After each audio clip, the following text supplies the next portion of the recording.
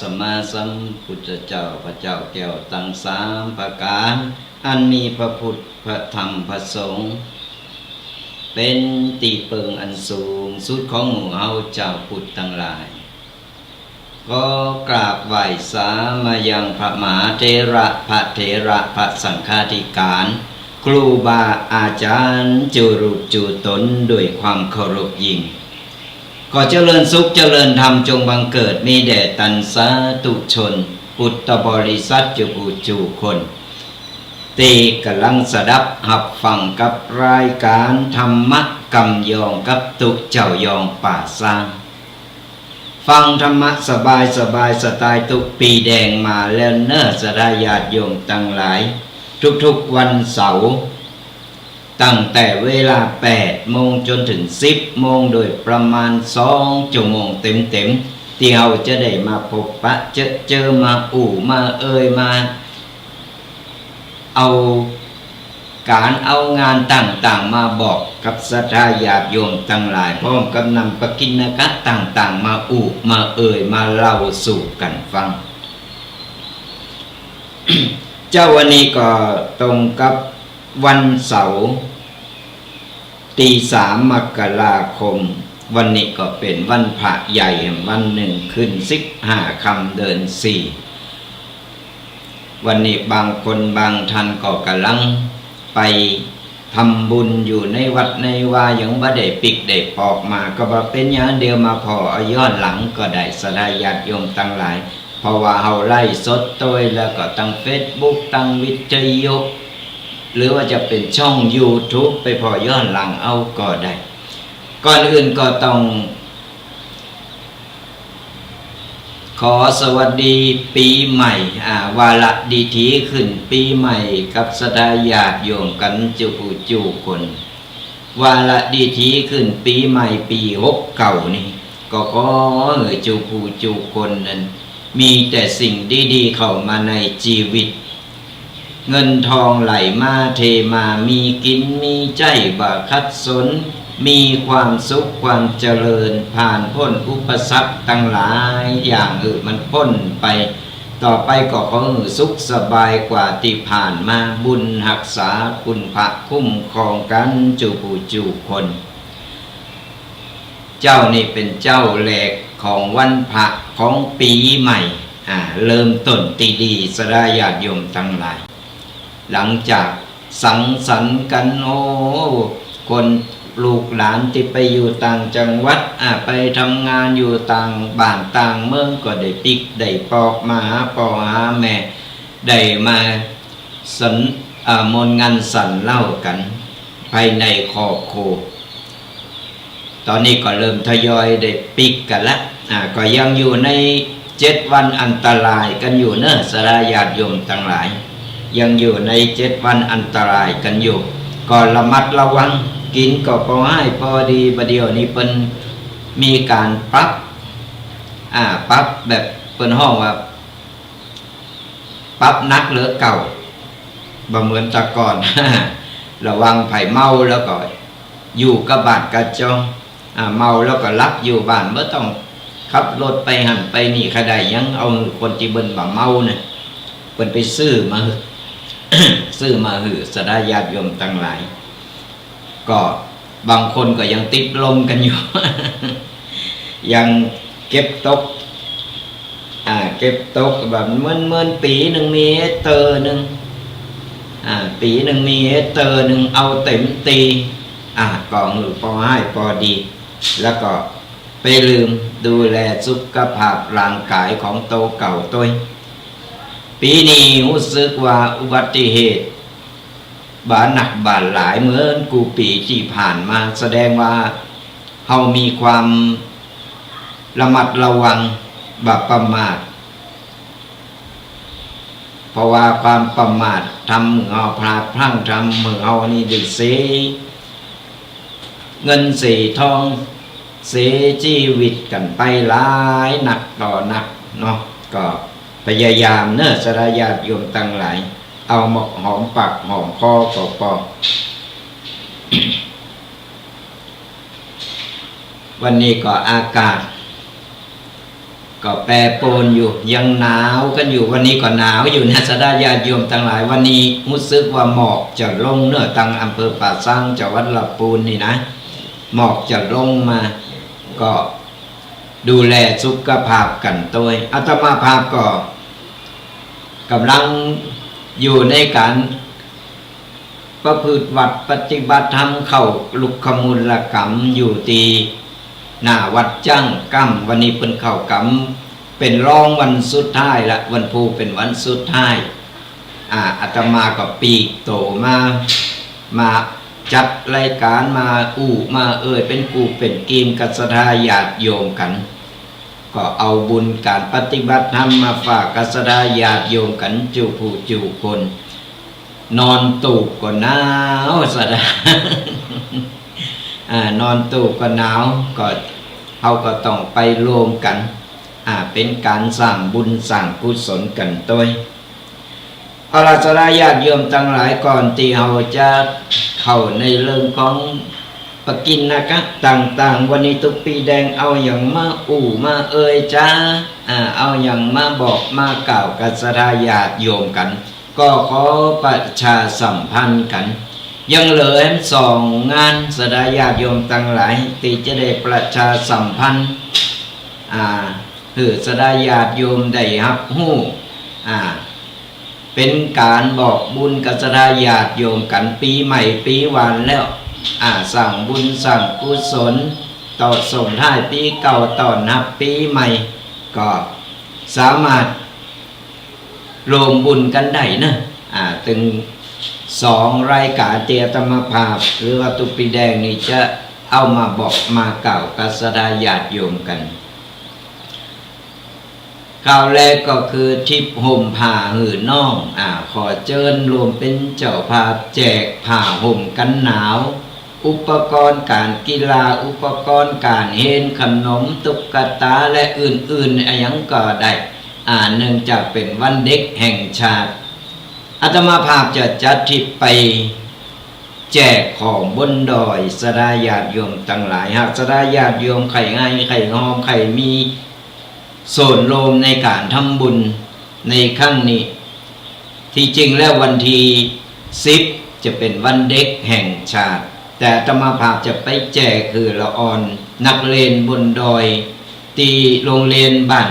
ตุงหลงตำบลแม่วินอำเภอแม่วางจังหวัดเชียงใหม่ก็เปิ้นขอผ้าห่มมาเปิ้นว่าตำบลนี่หนาวสดาญาติโยมทั้งหลายและละอ่อนใครได้ผ้าห่มอาตมาภาพก็เลยได้จัดผ้าห่มขึ้นไปเพื่อที่จะเอาไปแจกให้กับนักเรียนที่อยู่บนดอยที่โรงเรียนบ้านตุงหลงหากสดาญาติโยมใครให้ใครงอมใครมีจิตศรัทธาใครมีส่วนรวมในการทำบุญนี้ก็ขอเจริญพรกันได้เนอะผ้าห่มกันหนาวผืนละ159 บาทตามจิตศรัทธาไปใครให้ใครงอมจะเป็นเจ้าภาพกี่ผืนก็สามารถโทรมาแจ้งความจำนงกันได้เนอะอาตมาภาพจะเอาไปแจกละอ่อนในวันศุกร์ตีเก่าก็คือวันศุกร์หน้านี่วันศุกร์ตีเก่า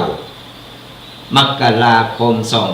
2569ตีโรงเรียนบ้านทุ่งหลวงตำบลแม่วินอำเภอแม่วางจังหวัดเชียงใหม่เฮานี่เนี่ยสดาญาติโยมทั้งหลายตั้งเฮาตั้งลุมเฮานี่ยังว่าหนาวนะตั้งบนยังหนาวเหลือนี่เกิดสดาญาติโยมเพราะฉะนั้นอาตมาภาพก็เลยว่าจัดเป็นขบวนสายบุญที่จะนำผ้าห่มของใจของเล่นต่างๆอุปกรณ์การกีฬาก็ได้หรือว่าจะเป็นอุปกรณ์การเฮนก็ได้หรือจะเป็นขนมตุกการ์ตูนตุกตาต่างๆเอาไปแจกคือละละอ่อนที่เพิ่นอยู่ตั้งบนพุทธเพิ่นบ่เหมือนละอ่อนตั้งบ้านเฮาน้องบ้านเฮาเพิ่น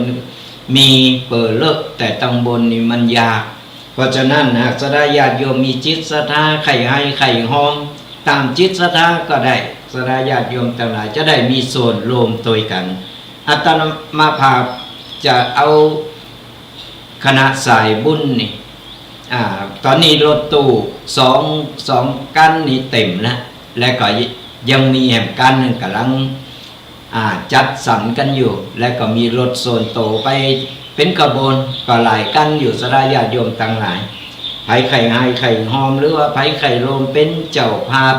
ผ่าห่มก็ได้เจ้าภาพเครื่องการกีฬาเครื่องเขนต่างๆก็ได้ตามจิตศรัทธาก็แจ้งความจำนงกันมาได้ตีเบอร์โทรศัพท์เนอะ0826112245ก็เบอร์ของตั้งวิทยุของเฮานี่แหละก็โทรกันเข้ามาแจ้งความจำนงกันมาได้บ่ว่าจะเป็นในรายการหรือว่าจบรายการแล้วก็โทรมาแจ้งความจำนงกันขอหมายเลขบัญชีก็ได้อาตมาภาพก็จะได้หือหมายเลขบัญชีกันไปก็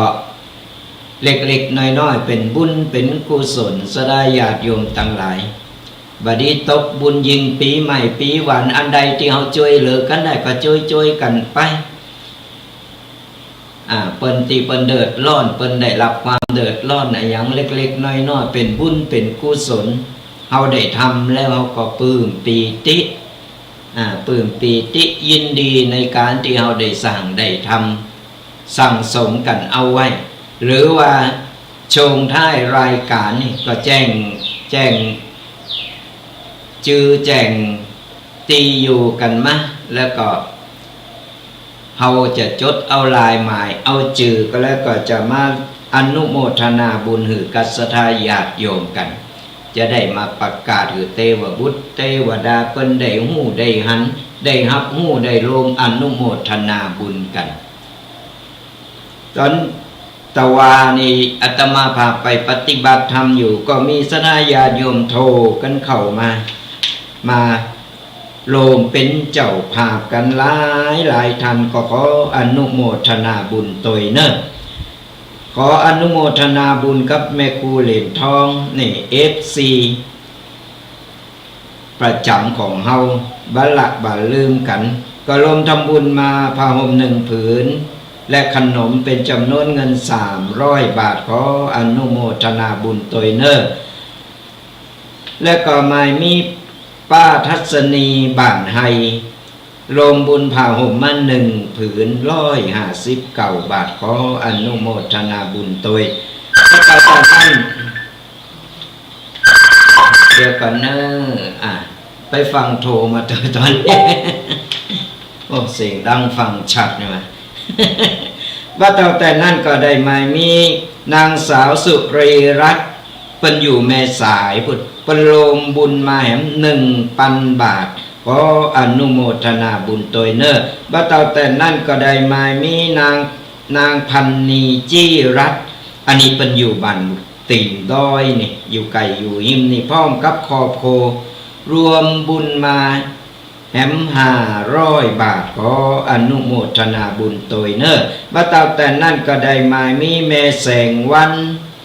น้องจิรพัฒน์ปัญโยบ้านสันเหมืองแม่ริมรวมทำบุญมาแหม320 บาทขออนุโมทนาบุญตยว่าแต่นั้นก็ได้มามีแม่สุกระอิสรภาพอุทิศหือนายนิคมปินตาเปียแหม500 บาท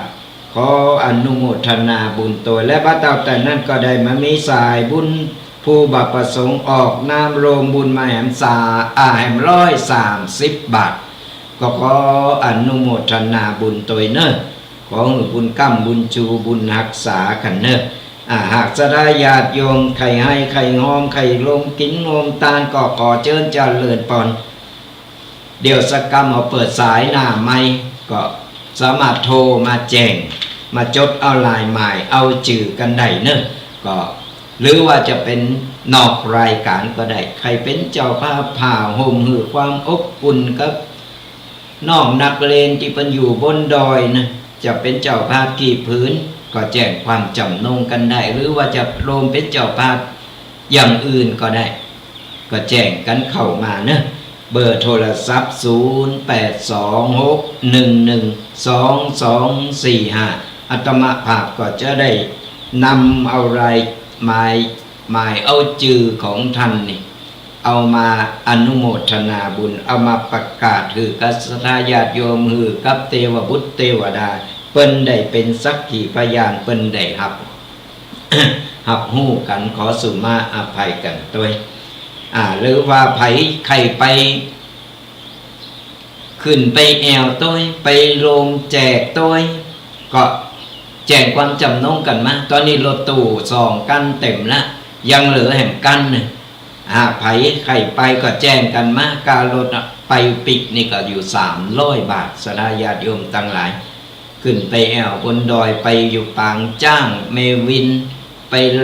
ปพอลองแก่งลองแพกันพุทธแล้วขึ้นไป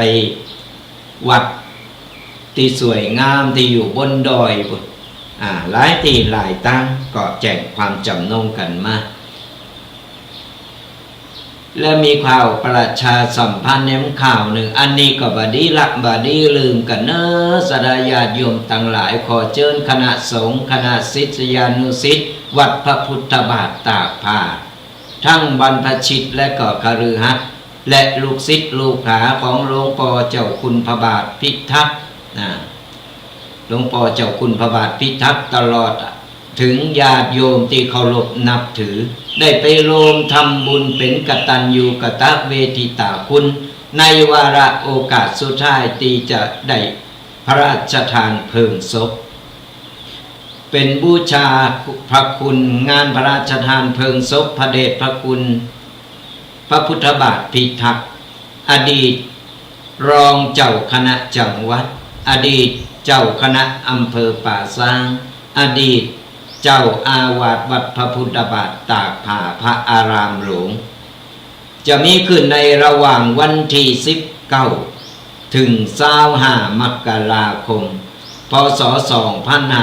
2569 ณ วัดพระพุทธบาทตากผ้าตำบลบางกอกอำเภอป่าซางจังหวัดลำพูนเพิ่นจะมีพระราชทานเพลิงศพกันก็บอกกล่าวต่อกันไปช่วยกันประชาสัมพันธ์กันไปโดยเนิดสดาญาติโยมทั้งหลายงานของเฮางานของที่วัดพระพุทธบาทตากผ้างานพระราชทานเพลิงศพนี่เริ่มตั้งแต่วันที่19จนถึงวันที่28 มกราคมนี่นะหากสดาญาติโยมมีจิตศรัทธาไข่ลมเป็นเจ้าภาพผ้าไตรลมเป็นเจ้าภาพ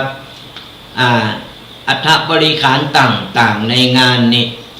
หรือว่าจะเป็นเจ้าภาพสังฆทานผ้าไตรก็แจ้งความจำนงกันมาได้เนอะไผอยู่ไก่อยู่หิมไผหูจักก็ติดต่อไปทางคณะกรรมการจังหวัดพระพุทธบาทตากผ้าก็ได้หรือว่าไผไปบาถูกหรือว่าใครมาหรือใครได้รายละเอียดต่างๆนี่ก็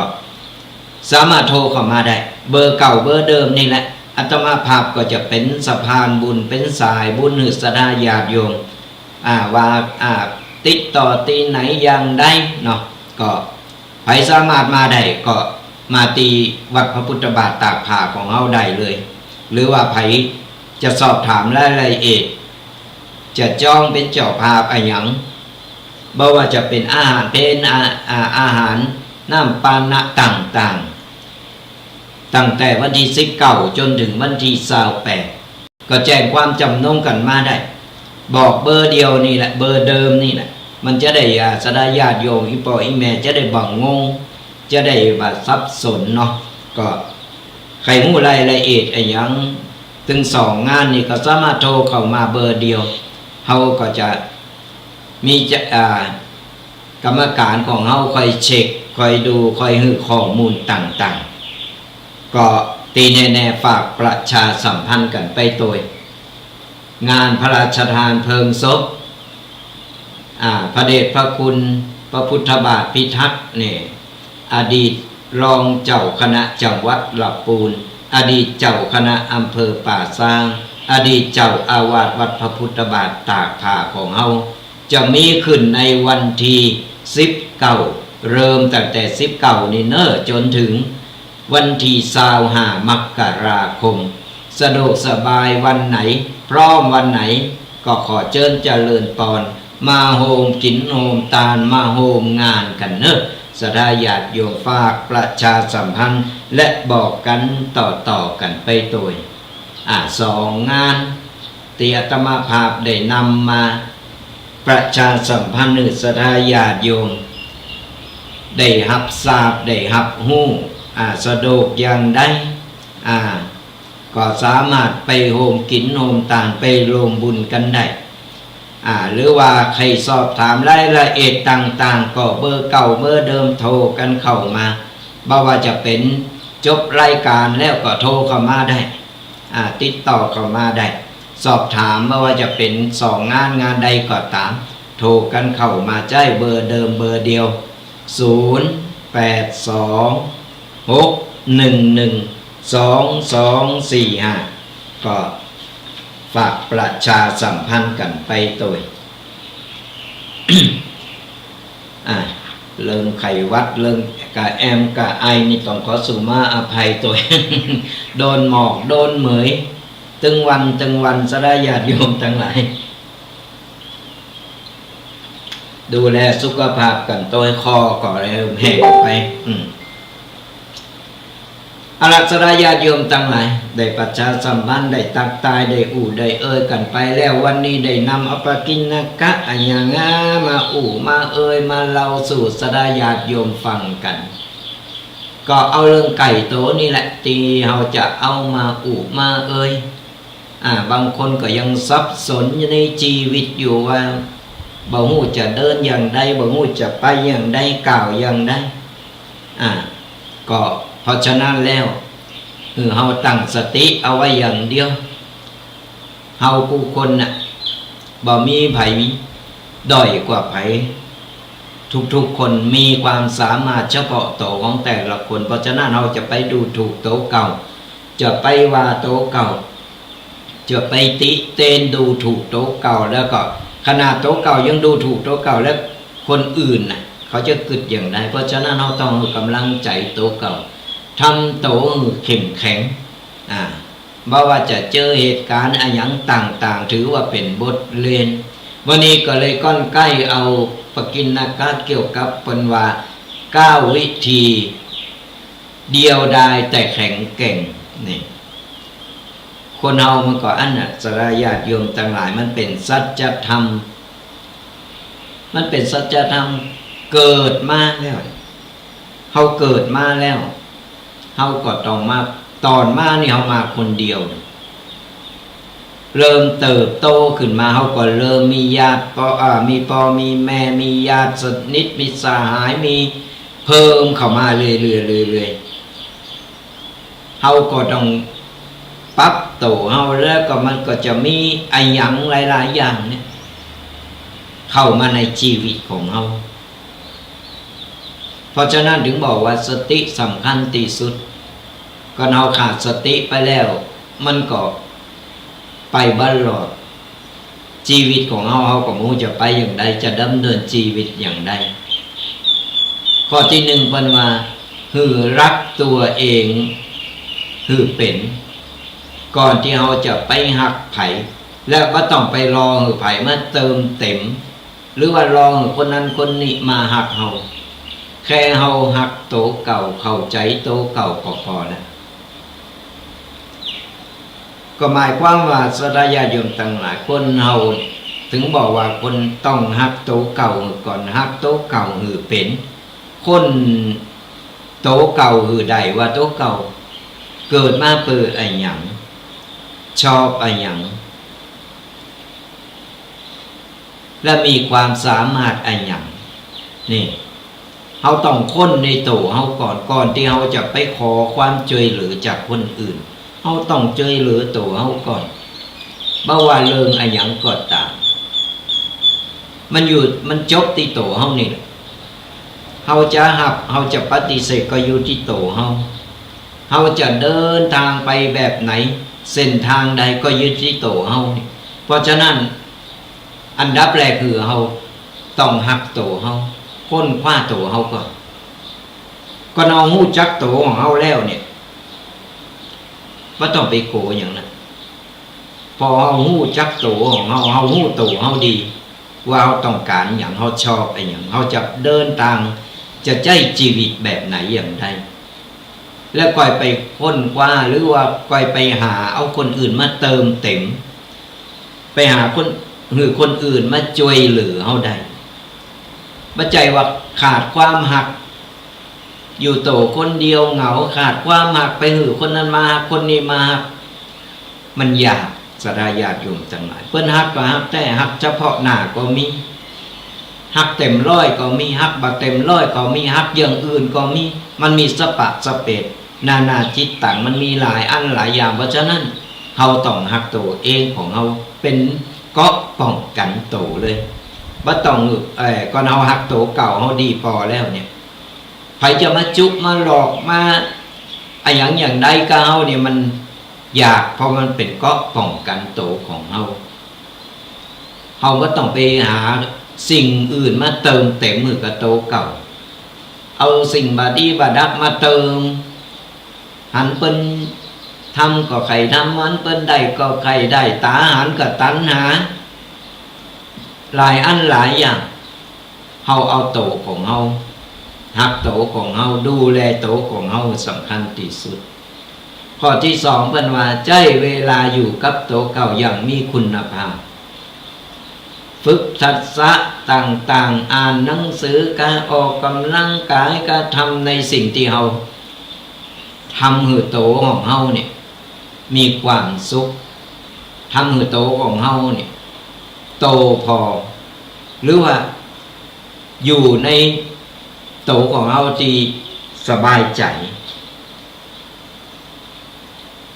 คนเฮามันแก่โตขึ้นมาตึงวันหลังจากที่เฮาได้ผ่านหลายๆอย่างนะผ่านร้อนผ่านหนาวผ่านฝนผ่านต่างๆนานาผ่านมาหมดละจนอายุปูนนี่แล้วต่อไปเฮาก็จะเริ่มอิ่มโตถึงจุดอิ่มโตแล้วใครอยู่คนเดียวใครปงใครปล่อยใครวางนะพอถึงเวลามันจะเป็นอย่างอันหมดละ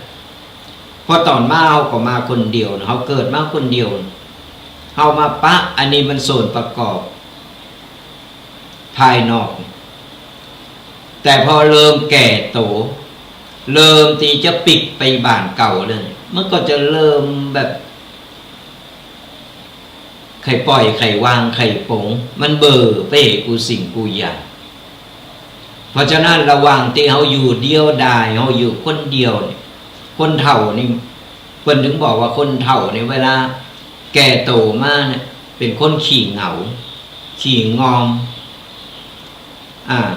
กองหากะลูกกะหลานกองหาคนนั้นคนนี้เหงางอม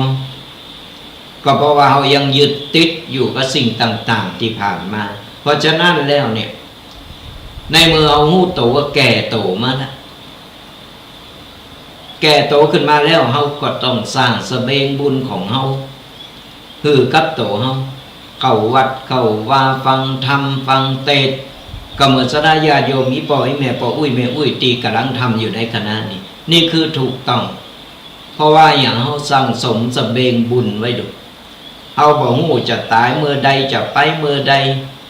มันจะได้บอกเฮาลงหน้าบางทีปะกันอยู่เอิ้นใส่กันอยู่โต๊ะแขมแบบกี่ชั่วโมงไปก่อนแล้วก็มีบางคนรับก็รับแล้วก็ไปเลยบ่ตื่นก็มีเหมือนโยมแม่อาตมาผ่านเปิ้นรับเปิ้นลาไปในห้องอย่าได้ก็ตื่นไปเลย นี่ก็คือเปิ้นไปแบบสบายบ่ต้องทุกข์ต้องร้อนต้องเจ็บต้องไหม้หยังเปิ้นบ่มีโรคประจำโตโยมแม่อาตมาภาพนี่85บ่เคยมีโรคประจำโตหยังไปหาหมอก็บอกปิกไปเตอะแฮม3 ปีก็ปิกมา ก็มาโกรธสุขภาพแล้วเปิ้นรับเปิ้นก็รับไปเลยเนี่ยมันบุญไผ่บุญมันสลายญาติโยมทั้งหลายเพราะฉะนั้นแล้วเนี่ย ระหว่างที่เรายังมีชีวิตเหลืออยู่จะอายุต่อใดเราเคลื่อนไหวร่างกายใดเราทำอย่างใดเราทำไปเถอะออกกำลังกายไปทำอะไรอย่างที่มันเบื่อมันงอมเบื่อมันเป็นโรคซึมเศร้าเบื่อมันเหงาเปิ้นมีโรงเรียนผู้สูงอายุเอาก็ไปเข้ากับเปิ้นก่อนไผใครมีเปิ้นมีฝูงก็จะได้อู้ได้ได้โมนได้งันกันหลายๆตำบลเปิ้นมีโรงเรียนผู้สูงอายุอาตมาภาพก็เคยไปตีหลายตีแต่โรงเรียนผู้สูงอายุตีตำบลบกอาตมาภาพก็ได้ไปบรรยายได้ไปอู้ไปไปอยู่กับคนเฒ่าคนแก่โมนอยู่กับคนเฒ่าคนแก่นี่เอาไปจุคนเฒ่าไข่โหนี่นะเพิ่นโมนเพิ่นไข่โหเขียวก็ว่ามีนะไข่หันกระเงือกโจรเปิ้นเต้นโจรเปิ้นห้องเพลงโจรเปิ้นตบมือมันก็มีความสุขอย่างนี่คือเป็นการฝึกทักษะเป็นการออกกำลังกายโดยที่เฮาบ่ฮู้โตเป็นการออกกำลังกายและก็เฮาได้ยิ้มเมื่อเท่าถึงจะมีเหงือกอย่างเดียวบ่มีเขี้ยวเฮาก็ยังยิ้มได้สนะญาติโยมยิ้มคนเฒ่านี่มันงามเนอะชอบพอคนเฒ่ายิ้มนี่นะหันกระเงือกนะเพิ่นยิ้มเป็นน้ำหูน้ำตาเนี่ยโอ้ยเฮาหันแล้วเฮาปลื้มบอกว่าเป็นโรคจิตแต่นาสราญาติโยมตั้งหลายก็คนเฒ่าแล้วเป็นไข่โหเป็นยิ้มนะเฮาไข่น้ำตาไหลเฮาปลื้มปีติเฮาหันเป็นยิ้มนี่เพราะฉะนั้นแล้วเนี่ยจะไปอยู่ถึงจะอยู่คนเดียวเฮาก็ใจเวลามีประโยชน์สะบัดแข้งสะบัดขาออกกำลังกายยืดเส้นยืดสายก่อนมีเจ้าหมู่มีหยังก็กันยิ้มแย้มแจ่มใสก่อนได้ไปวัดไปว่าก็ได้ไปกันไปสังสรรค์ไปกันแต่จะไปโสนก็ตุเจ้านะเวลาตุเจ้าเป็นปั่นฟ้อนเป็นเตดนี่ลูกันโลนี่ตุเจ้าก็ก้านก็มีนะบางตีเด้อ เขาก็ต้องหู้กาละเทศะเวลาตุเจ้าเปิ้นเตศเขาก็ฟังทำเขาก็ได้อานิสงส์ฟังเขาก็ได้หู้สิ่งที่เคยเขาบ่เคยหู้เขาก็ได้หู้เขาก็เคยได้ยินเพราะฉะนั้นเนี่ยเวลาก็เป็นมงคลบ่ต้องไปปะเลาะปะและบางคนก็นุ่งขาวห่มขาวเข้าไปโอ้ยเปิ้นยิ้มแย้มแจ่มใสเปิ้นตั้งใจทำสมาธิตั้งใจฟังธรรมกันบางคนก็เลี้ยวซ้ายพอขวาพอหันพอนี่พอหยังหั่นน่ะก็อีนั่นบ่มาไผก็อีนั่นน่ะไปถามว่ามันยือจังมันขนาดนะก็จังไปแล้วไปถามว่าเปิ้นยือก็นั่นน่ะกะนึกว่ามันมานั่นน่ะกะมันมีเนาะเพราะฉะนั้นจะไปอย่างอันเนอะศรัทธาญาติโยมอีพ่ออีแม่พ่อแม่ตั้งหลายอันนี้มากันฟังไม่ได้ว่าเน็บแนมไผ่ตั้งใดนะได้หูได้หันมากก็เลยเอามาเล่าสู่กันฟังเพราะฉะนั้นเนี่ยใจเวลามีประโยชน์ใจเวลาไผ่ตีสายตาดีหน่อยก็อ่านหนังสือออกกำลังกายกันไปฟังธรรมะอยู่บ้านก็ฟังธรรมะสอนลูกบอกหลานเขาฟังธรรมะเสร็จเขาก็ก้อนใกล้เอาอันใดดีอันใดงามเขาก็ไปบอกลูกบอกหลานสอนลูกสอนหลานก็เป็นการหืดธรรมะบุญกุศลก็เกิดกับโตเฮาแห่งเพราะฉะนั้นเนี่ยศรัทธาญาติโยมทั้งหลาย ก็ฝากกันไว้ข้อที่ 3เพิ่นว่าบ่ต้องรีบอธิบายให้ไผเข้าใจคนที่มันเข้าใจมันก็ต้องเข้าใจก่อนคนมาเข้าใจบ่ต้องไปหยังนักไปมันก็ไม่เข้าใจนี่ไปก็ต่างคนเฮานานาจิตต่างศรัทธาญาติโยมนานาจิตต่างเพิ่นถึงบอกว่าอันหยังก็ตามก่อนเฮากับไผแล้วก่อนเพิ่นบ่ฮู้เลยเฮาก็ต้องไปแล้วต้องไปกระยันกระยอมต้องไปอธิบายให้เขาฟังละบ่ใจเนอะบ่ใจอย่างอันบ่ใจอย่างนี้มันก็จะก่อนจิตใจมันเบิ่น มันบ้าหับแล้วอู้ไปก็เปิงน้ำลายบ่ได้เพราะฉะนั้นต้องไปอู้ไปอธิบายกับคนที่มันบ่ยอมรับความจริงก็มันปฏิเสธบ่ยอมรับความจริงเรามันต้องอธิบายมันต้องไปอู้ยังนักถ้าคนเข้าใจเฮาบ่อู้ยังเฮาแค่เกินแค่อย่างสองอย่างมันเข้าใจเองเพราะฉะนั้นเนี่ยเฮามันต้องไปอู้ยังนักเก็บกำอู้เก็บกำปากของเฮาไว้ดีกว่ามันอิดบ่ได้ไปอู้กับคนที่มันบ่ฮู้เรื่องกำโบราณเพิ่นถึงบอกว่าสี่ซองควายฟังนั่นมันกินหญ้าทิกๆมันถึงฟัง เพราะฉะนั้นบ่ต้องไปอธิบายอะไรหยังก็ตามกับคนที่มันบ่เข้าใจที่มันบ่ยอมรับความจริงคนที่มันยอมรับความจริงบ่ต้องอธิบายมันเข้าใจของมันเองมาข้อที่4จะไปโกความเงียบบางครั้งเสียงเงียบคือเสียงของพลังใจที่แท้จริงนี่แต่นัสรญาติโยมทั้งหลายบางครั้งนี่เอาก็อยากจะอยู่เงียบอยากคืออยากอยู่แบบคนเดียวเพราะว่าเอาพาเนี่ยอย่างมันนักมันกูสิ่งกูอยากมันทำเอาท่อแล้วก็เหนื่อยเป็นเหมือนกันนะสดาญาติโยมทั้งหลายเมื่อว่าตุเจ้าปาเนนเมื่อว่าสดาญาติโยมเมื่อว่าอีปออีแม่ปออุ้ยแม่อุ้ยบางครั้งมันเกิดความท้อความเบื่อหน่ายอยากอยู่เงียบๆอยากอยู่แบบหนีไปสุดดำสุดวิวหนีไปอยู่ในป่าในดอยในถ้ำไปนั่งเงียบๆอยู่คนเดียวนั่นคืออาการที่เบื่อหน่ายเป็นอาการที่เบื่อหน่ายแต่ฮู้ก็ว่าพระสัมมาสัมพุทธเจ้าเพิ่นถึงได้บอกว่าเอาฝึกสมาธิฝึกสมาธิก็คือฝึกจิตฝึกใจของเราใหม่ๆเนี่ยคนที่ยังบ่เคยฝึกสมาธินี่ก็ยังกังวลยังหู้เจ็บหู้เบื่อหู้นายนั่งยืนนั่งได้อิหยังต่างๆนานาปัญหาลุงแล้วถึงบอกว่าต้องฝึกไม่ใช่ว่าใหม่ๆนั่งปุ๊บหันเปิ้นนั่งก็นั่งโดยที่ว่าได้เกมอะไรอย่างเลยมันก็งุดงิดมันก็รำคาญแต่ถ้าเรามีความตั้งใจคือเราปล่อยเราปลงเราวางนั่งแล้วก็หายใจเข้าลึกๆนั่นหายใจออกลึกๆจ้าๆปล่อยวางกุยางไม่ต้องไปสนใจอะไรอย่างถ้าเราฝึกบ่อยๆฝึกบ่อยๆฝึกมันมันก็เกิดความชินเกิดความชำนาญขึ้นมาใหม่ๆก็เอาสักนาที2 นาทีมาปอโคนแล้วก็ค่อยเพิ่มขึ้นมันจะเกิดความเคยชินเกิดความชำนาญขึ้นมาแล้วไผตินได้ทำสมาธิแล้วเนี่ยได้นั่งสมาธิเหมือนก็ไม่ต้องไปหนีไปอยู่ต่างดาวต่างแดนต่างดงอะไรอย่างต่างๆเฮาอยู่ที่บ้านเฮาหั่น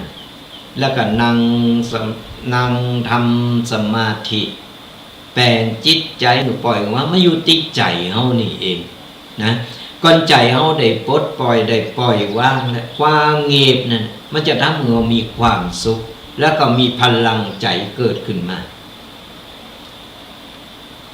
พลังใจของเฮาเนี่ยก็คือเฮาใจมาเมินแล้วตึงสมองตึงจิตใจตึงร่างกายเฮามาหือกับมาให้ชีวิตโดยการพักผ่อนอย่างไรโดยการทำสมาธิทำจิตใจให้วางเปล่าเหมือนเอาล่างกูสิ่งกูอย่างไปก่อนเอาบ่ล่างบ่ฝึกสมาธิเลยบ่ล่างสิ่งสีมกหมุนอยู่ในจิตใจในร่างกายในสมองของเฮามันก็หกเหมือนถังขยะอยู่สมองคนเฮาบ่ใจเป็นถังขยะที่จะเก็บเอาสิ่งต่างๆ หลายอันปันอย่างเอาเข้ามาในสมองเอามาปนเป๋เหละเหมือนแกงโหกเนี่ยมันก็นักอึ่งอยู่หันเพราะฉะนั้นเนี่ยการฝึกสมาธิก็คือเป็นการที่เราได้หื้อกำลังใจหื้อกำลังกายของตัวเราเองเมื่อเราชาร์จแบตโทรศัพท์นั่นเขาใจมันโดยที่ว่าชาร์จมันก็มอยลงไปก็เอาชาร์จมันก็เติมพลังหื้อเฮาเหมือนกันสระญาติโยมทั้งหลายก็เราได้ฝึกสมาธิอยู่เงียบบางครั้งในความเงียบนี่มันเข้าใจว่าทำเหงาว่าเวอ่างว่างบัจใจคือความเงียบในที่นี้ก็คือเงียบสงบจิตสงบใจฝึกจิตฝึกใจของเราเมื่อเราเติมพลังคือจิตใจคือสมองของเราได้ล่างเอาสิ่งต่างๆได้ออกไปละของกูสิ่งกูอย่างเก็บไว้มันก็นักสมองบางเรื่องบางอย่างเขาสะสางไปมันก็ได้เบาอันใดที่มันบัจใจเรื่องของเขาอันใดที่ว่าเขาบัดสมควรที่จะหับหูเขาก็บ่ต้องไปหับหูอันใดที่มันบัจใจของเขาก็ต้องไปยุ่งต้องไปเกี่ยวก็เปิ้นเอาชีวิตของเขาเอาโตของเขาคือดีนี่เพิ่นถึงบอกว่าความเงียบบางครั้งมันก็บัจใจเสียงเงียบมันบัจใจทำให้เราเศร้าเหงาหมองแต่ความเงียบบางครั้งทำให้เราเกิดแสงเกิดเสียงของพลังใจที่แท้จริงของเราขึ้นมาโดยการฝึกสมาธินั่งอยู่ว่างๆก็นั่งทำไปการทำสมาธิบ่จำเป็นจะต้องนั่งคดหลงหวายมันบ่จำเป็นจะต้องไปทำนั่นอันแบบสากลเขาอยู่บ้านเอาหลังพิงกำแพงบ้านก็ได้พิงฝาบ้านก็ได้พิงข้างเตงก็ได้ก็โกมันร่มเหยียดแข้งเหยียดขาไปตั้งหน้าก็ได้มันอยู่ที่จิตใจของเรากันเราทำมือจิตใจสงบมันก็สงบมันไม่ใจว่าต้องทำท่าบังคับโต๊ะเก่าต้องมันเหมือนแบบสากลนั่นคือสมาธิมันไม่ใจอยู่ที่ร่างกายหรือการอิริยาบถที่เราได้ทำแต่มันอยู่ที่ใจเราเห็นก่อนใจเรานิ่งใจเราสงบจะนอนสมาธิก็ได้แต่ไม่ใจนอนสมาธิแล้วโกรธนั่งกอกอันนั้นมันก็ว่าจะมันเกินสมาธิไปมั้งเพราะฉะนั้นเอาหมอกก่อนวันละเล็กวันละน้อยวันละนิดวันละหน่อยก่อนนอนเป็นบุญเป็นกุศลเกิดกับจิตกับใจเฮาได้ล่างสิ่งต่างๆก่อนจะนอนเนี่ยเราทำสมาธิโสดมนต์เนี่ยก่อนโสดจำมาได้ก็อิติปิโสก็ได้เสร็จแล้วก็เขาก็รับก็อย่างน้อยเทวบุตรเทวดาเปิ้นก็จะได้มาช่วยปกปักรักษาระหว่างที่เราได้รับได้นอนตื่นมาเจ้าหนึ่งโอ้โชคดีเรายังมีโอกาสได้ตื่นมาพอโลกตื่นมาหายใจแห่งครั้งหนึ่งก็ตื่นขึ้นมาทำทุกตื่นขึ้นมาเสร็จเขาก็ทำสมาธิสักกำหนึ่งเขาก็จะได้สิ่งดีๆเข้ามาในตัวของเขาก่อนตื่นมาแล้ว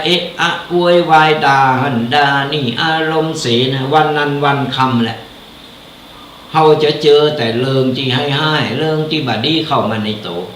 ก็เอาแปลงจิตแปลงใจหือใสหืองามในช่วงที่เขาตื่นตอนเจ้าตื่นมาวันนี้รุ่งอรุณ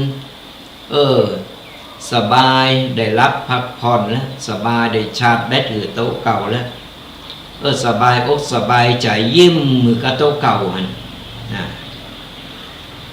ยิ้มก็ไปยีเขียวหนักเดี๋ยวมันจะเหม็นเขียวให้หมอมันได้แปรงฟันเถอะก็เพราะฉะนั้นแล้วเนี่ยยิ้มมือกับโต๊ะเก่า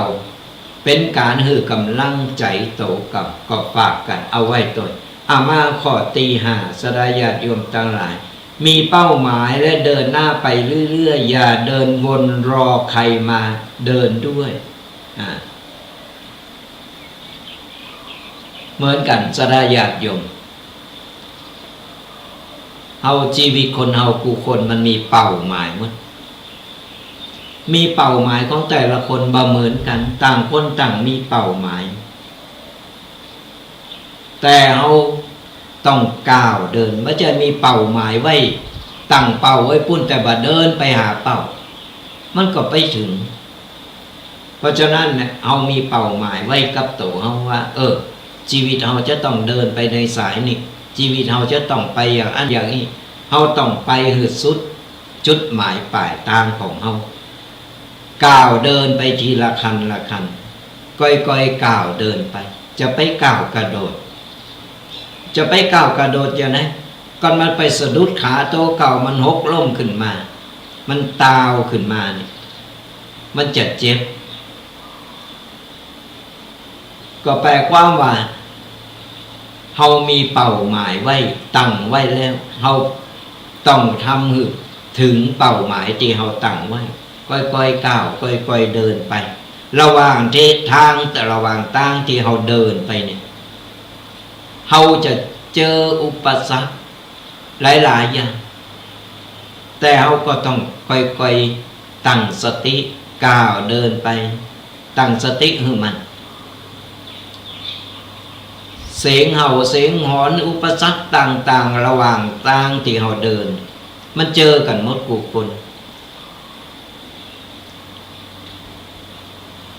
นต่างถึงจะโรยด้วยดอกกุหลาบก็ตามแต่อย่างไรมันก็ยังมีหนามอยู่ก่อนจะไปถึงดอกกุหลาบนั่นหนามตั้งก้านมันยังมีอยู่เพราะฉะนั้นแล้วเนี่ยในก่อนเรามีสติแล้วก่อนเรามีสติแล้วอุปสรรคต่างๆมันก็บ่มีความหมายตั้งสติให้มันแล้วก็เดินก้าวไปเรื่อยๆค่อยๆก้าวแล้วก็จะถึงจุดหมายปลายทางของเราเองนี่ผู้คนมีเป้าหมายต้องไปให้ถึงแต่ค่อยๆก้าวไประหว่างที่เราก้าวไปเราก็ควบคุมไปด้วยสติปัญญาของเรามันจะเป็นเกราะป้องกันตัวของเราเอาไว้มาข้อที่ 6ควบคุมอารมณ์ตัวเก่าคือใดความนิ่งคือพลังคนที่แข็งแกร่งไม่ใช่คนที่บ่มีความรู้สึกแต่เป็นคนที่ควบคุมอารมณ์นั้นได้ก็แปลความว่าอันยังก็ต่างอารมณ์ก็สำคัญที่สุดสดาญาติโยมทั้งหลายบ่ว่าจะเกิดอันยังขึ้นก็ตามกับชีวิตของเรากับโตของเราหรือว่าครอบครัวของเราก็ตามเราควบคุมอารมณ์จะไปใจอารมณ์ก็ใจอารมณ์นี่บรรลัยกูอย่างเดือดร้อนบ่ฮู้จักจบจักสิ้นก็เอาใจสติควบคุมอารมณ์ความนิ่งนั่นความนิ่งเนี่ยเป็นพลังที่แข็งแกร่งที่เป็นเกราะป้องกันตัวของเราบ่ต้องว่าไปเปิ้นว่ามากับเถงชับอะหยังบ่ฮู้ฟ้าฮู้ฝนอะหยังต่างๆนานาเถงกันไปก็เถงกันมามันก็เป็นเรื่องเป็นราวด้วยกรรมอู่กรรมเถงของคนก็เอาแบบไปเถงแบบไปโต้ตอบแบบไปเอาชนะคนมันก็กรรมอู่กรรมด่ากรรมวาหมู่นั้นมันก็จะกลายเป็นล่มเป็นแรงไปเข้าใจเหตุผลมาอู่เมื่อว่าจะเกิดอย่างขึ้นก็ตามตั้งสติก่อนตั้งสติได้ปุ๊บเอาเหตุผลมาอู่มาถามมาว่ากัน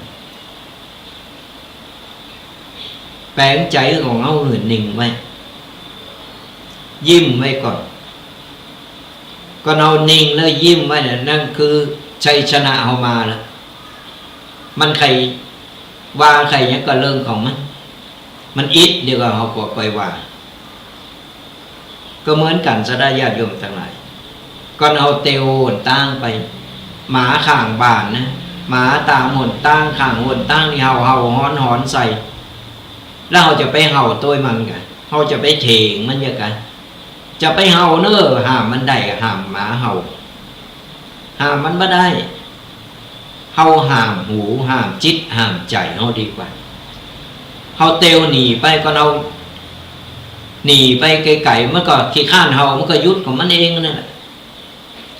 ไม่ใช่มันเห่าแล้วไปเห่ากับมัน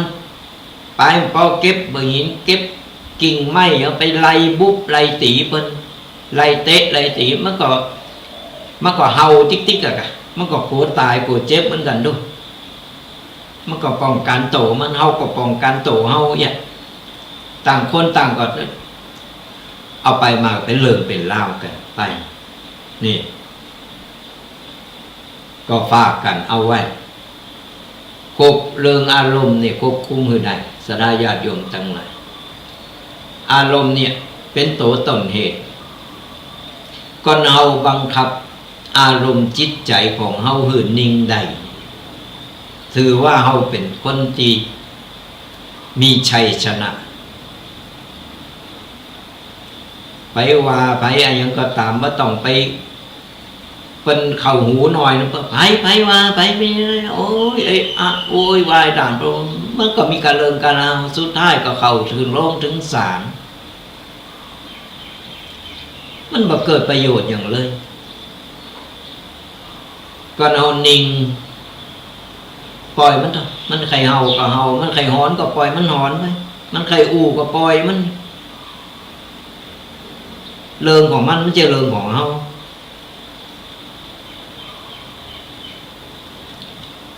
ก็เอาไปเถียงไปโต้ตอบมันก็กลายเป็นเรื่องของเฮามันเป็นอย่างนั้นปล่อยมันไปเฮานิ่งไว้สุดท้ายมันก็ละอายใจโตเก่าเองมาข้อที่7การทำดีว่าต้องมีคนหันก็ทำดีได้ความยิ่งใหญ่เริ่มจากสิ่งตีบ่มีไผหันหรือว่าไผเห็นแต่เฮาก็ยังเลือกที่จะทำต่อไปได้แปลว่าเฮาทำความดีอะไรอย่างก็ตามสดาญาติโยมทั้งหลายว่าต้องไปทำดีเอาหน้าเอาตาว่าต้องไปทำดีไปโอดไปสร้างคอนเทนต์ทำดีอันทำดีนี่อย่างอันอย่างอีแต่ความจริงไปอย่างเต่าก็ว่าเขาหลอกโต๊ะเก่าขนาดโต๊ะเก่าโต๊ะเขาเองเรายังหลอกโต๊ะเก่าแล้วคนอื่นไปเจอเขาได้ก็เขาหลอกโต๊ะเก่าได้แต่คนอื่นบางคนก็เจอบางคนก็ไม่เจอไปสร้างโปรไฟล์สร้างภาพทำความดีจริงหันทำความดีตีนี่ทำดีอันอีต่างๆนั่นนะเพื่อที่จะหือเป็นหู้หือเป็นชมหือเป็นสรรเสริญเยินยอ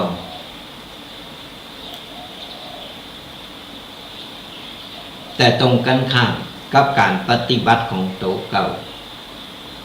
การนำความดีทำไปเติบสรายาติโยมตั้งหลายไผจะหู้จะหันไผจะไม่ต้องไปโอดต้องไปโฆษณาหรือเป็นหู้เป็นหันมันอยู่ที่ใจเขาทำดีไผบ่หู้บ่หันเบิ่งบนเป็นหู้เป็นหันของเป็นเองเป็นดึงจดเอาไว้หมดละไผทำดีทำโชว์อย่างตายไปปุ่นก็จะมาอ่านหรือฟังก็จะมาอ่านหรือฟังบุตรตอนเขาตายได้ทำความดีอย่างไหวพองได้ทำความโชว์อย่างไหวพองเป็นจดใส่บัญชีหลังหมาไว้มันเรียบร้อยไม่ต้องไปโอดทำความดีมันอยู่ที่ใจเราของเรากึดดีอู่ดีทำดีอยู่กับบ้านเฮาก็ภูมิใจ เขามีความภูมิใจมีความปลื้มปีติกับใจเขาไปจะหูจะหันจะบ่หูก็เรื่องของเขานะไม่ใช่เรื่องของเขาเรื่องของเขาทำคุณงามความดีสร้างคุณงามความดีเอาไว้บุญกุศลก็เกิดก็โตเขาไม่ได้ไปเกิดกับคนอื่นเขาใครทำก็ทำเขาพร้อมเขาจะทำเขาก็ทำไปก็บังคับเขาไม่ได้ต้องมาทำบุญเจ้าอีเนอะถึงจะได้บุญเจ้าอันมันแบบมีหรอกทำบุญร้อยก็ได้ร้อยทำบุญหมื่นก็ได้หมื่นมันปัจจัยอย่างนั้นมันอยู่ที่วัตถุประสงค์และก็เจตนาของเราก็เรามีเจตนาดีเราอยากจะทำบุญเราก็บุญกุศลก็เกิดกระโตของเราจะไม่ต้องว่าโอ้ยวันนี้คนหนักนะจะห้อมหนักๆหน่อยก็จะได้ประกาศจื่อเราจะได้มีหน้ามีตาอันนั้นมันไม่ได้บุญได้ก็ได้โดยการที่ว่าได้รวมทำบุญแต่ได้เต็มร้อยมันบ่เต็มเพราะจิตใจมันไม่ได้ตั้งใจไม่มีความตั้งใจทำเพื่อเอาหน้ามาได้เพราะฉะนั้นการทำคุณงามความดีช่วยเหลือยังได้ช่วยเหลือไปทำคุณงามความดีทำไปทำและบ่เดือดร้อนเปิ้นบ่เดือดร้อนเฮาเจ้าอีเขาก็มีความสุขบุญเกิดจากใจของเฮาแล้วมาข้อที่8ใจความเจ็บปวดเป็นแรงผลักดันบัใจขออ่านเพราะว่าเฮาจะโดนละโดนกวางโดนลืมโดนดูถูกอย่างก็ต่างคือเฮาเอาหมู่นั่นแหละเอากรรมดูถูกกรรมดูแคลนกรรมตีเปิ้นว่าเปิ้นด่าเฮาเอาไว้น่ะคือเฮาเอามาเป็นพลังบัใจเอามาเป็นแผลในใจหมายความว่าอย่างก็ตามคนเฮามี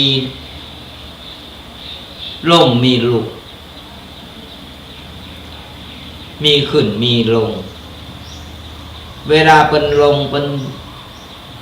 ตุกได้ยางบัดนี้ไปดูถูกดูแคลนบัดนี้ไปว่าเปิด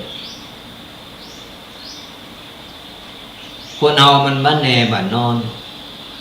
แข่งเฮือแข่งพายแข่งใดแข่งบุญแข่งวาสนามันแข่งกันบ่ได้เฮาหันเปิ้นตุกเปิ้นจนเปิ้นเดือดร้อนเฮาไปดูแคลนเปิ้นเฮาไปว่าเปิ้นสกปรกตุกว่าเปิ้นทับถมเปิ้นก็ตัวอย่างก็มีหือหันหลายตีหลายตาโงดก่อนนี่สันปัดตองหันน่ะเปิ้นเก็บขยะเปิ้นตุกเปิ้นจนหากินไปวันๆเก็บขยะไปวันๆก็มีไผพอดูแลเปิ้นแต่พอตูมขึ้นมารางวัลทีหนึ่งปดต่อมากันหมดคนนั้นก็ปีป่าหน้าอาคนนั้นก็ญาติสนิทมิตรสหายมาหมดญาติเยอะไปเลยนะงวดนี้ก็เอาให้มั้งงวดนี้ก็ตีละปูนนี่แต่ว่านี่มาได้ใกล้ๆวัดอัตมาภาพนี่แหละโดนไป12 ล้านสดาญาติโยมตั้งหลายโอ้ยเปิ้นก็กู้หนี้ยืมสินเปิ้นมาโอ้ยอดตุกอดอยากมาตลอดเป็นแม่ก้าขายของพริบตาเดียวเปิ้นก็อดทนมาเมินบุญกุศลเปิ้นส่งตูมเดียวแต่ว่านี่ฉลองปีใหม่พอดีตอนรับปีใหม่พอดี12 ล้านเปิ้นก็ได้ปลดหนี้ปลดสินไป ใจและที่เหลือก็เก็บไว้ใจไว้ใจเนี่ยคนเฮานี่สระญาติโยมทั้งหลายมันจะไปดูถูกกันหันเปิ้นเป็นอย่างอันก็ตามเพราะว่าไผก็ตามหันเปิ้นตกตุกได้อยากช่วยเหลือได้ก็ช่วยเหลือกันไปบุญกุศลนี่เป็นทรัพย์สินภายในติดโตเฮาไปตลอดทรัพย์สินภายนอกมันหมดเฮาก็หาได้เงินทองหมดไปหาใหม่ได้แต่บุญวาสนาบุญกุศลที่เราสร้างไว้มันสะสมไว้มันสั่งสมเอาไว้บุญเฮาล้มหายตายจากหรือว่ายังมีชีวิตอยู่ก็ตามก่อนบุญมันเต็มเปี่ยมมันก็ส่งผลถึงเฮาก็เหมือนนี่เหตุการณ์ที่เราฟังนึงมันมีขึ้นมีลงบัดนี้ไปดูถูกดูแคลนบัดนี้ไปว่าเปิดอาตมาภาพถึงได้ช่วยอาตมาภาพก็เข้าใจว่าเป็น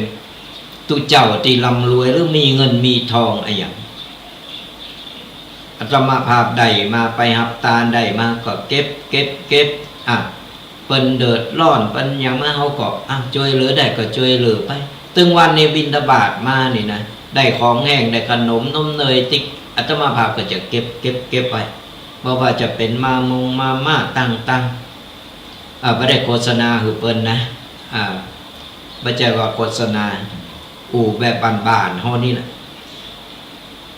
เก็บไว้พอถึงเวลาวันเด็กกันถึงเวลาเปิ้นมีกิจกรรมต่างๆของโรงเรียนกันเอาไปแจกไปปันหือละเอ็กละออนก็เป็นบุญเป็นกุศลนะสั่งส่งไปวันละเล็กละน้อยสนาญาติโยมต่างหลายเพราะฉะนั้นแบ่งปันได้ก็ช่วยเหลือกันไปแบ่งปันกันไปบ่เดือดร้อนตึงเปิ้นตึงเฮาบ่ใช่ว่ามีแล้วก็ใครได้หน้าได้ตาแล้วก็โอ้ไปกู้ไปยืมเพิ่นมาเพื่อที่จะมีหน้ามีตาแล้วตัวเก่าเดือดร้อนบุญมันก็ได้บ่เต็มเพราะอย่างเพราะว่ามันเดือดร้อนตัวเก่าแล้วตัวเก่าต้องมาหาใจหนี้ใจสินเปิ้นก็เพื่อจะหึงมีหน้ามีตาการนำบุญก็ถึงบอกว่าการทำบุญทำความดีบ่จำเป็นที่จะต้องไปบ่จำเป็นที่จะต้องไปหือเปิ้นหูเปิ้นหันและก็การที่เฮานี่โดนเปิ้นดูถูกดูแคลนมาใจกำดูถูกนั่นแหละมาเป็นแรงผลักดันหือกับตัวเฮาก็มีหลายคนที่เปิ้นใจกำดูถูกของคนมาเป็นแรงผลักดันประสบความสำเร็จสระญาติโยมทั้งหลายมันใครดูถูกกะปล่อยมันดูถูกไปเฮามีความตั้งใจมีความตั้งมั่นละทำไปเลยทำให้มันถึงจุดหมายปลายทางของเฮาทำให้มันสำเร็จและไอ้คนดูถูกนะมันจะได้หันความสำเร็จของเฮ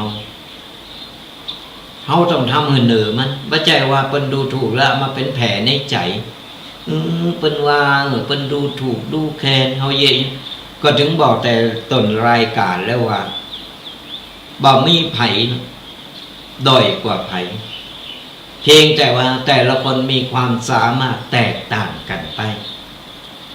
หันเปิ้นเป็นคนบ้าเปิ้นก็มีความดีเปิ้นก็มีความสามารถมีจุดเด่นของเปิ้นอย่างกู้คนสนาญาติโยมทั้งหลายเพียงแต่ว่าเฮาค้นหาโต๊ะเก่าบ่ได้เฮาต้องค้นคว้าหาโต๊ะเก่าจะไปดูถูกโต๊ะเก่าคือกำลังใจโต๊ะเก่าตื่นขึ้นมาอย่างที่บอกยิ้มแย้มแจ่มใสคือกำลังใจวันนี้แข็งแรงเว้ยวันนี้ต้องเจอสิ่งดีๆต่างนี่คือพลังจิตใจของเฮามาข้อที่เก่าอย่าเปรียบเทียบโต๊ะเก่ากับคนอื่นเพราะเส้นทางของเฮาแต่ละคนมันบ่เหมือนกันชีวิตคนเรามันเลิกเกิดแล้วนะ แต่เลิกที่จะใจชีวิตได้ต้องไปเปรียบเทียบกับเปิ้น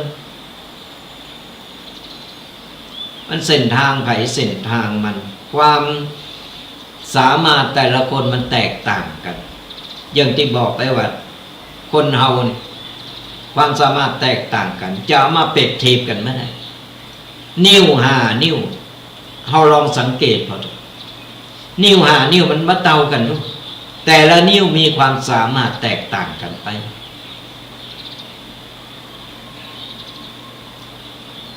เพราะฉะนั้นเราต้องคือกำลังใจกันคือกำลังใจโตเก่าก่อนแล้วก็คือกำลังใจคนอื่น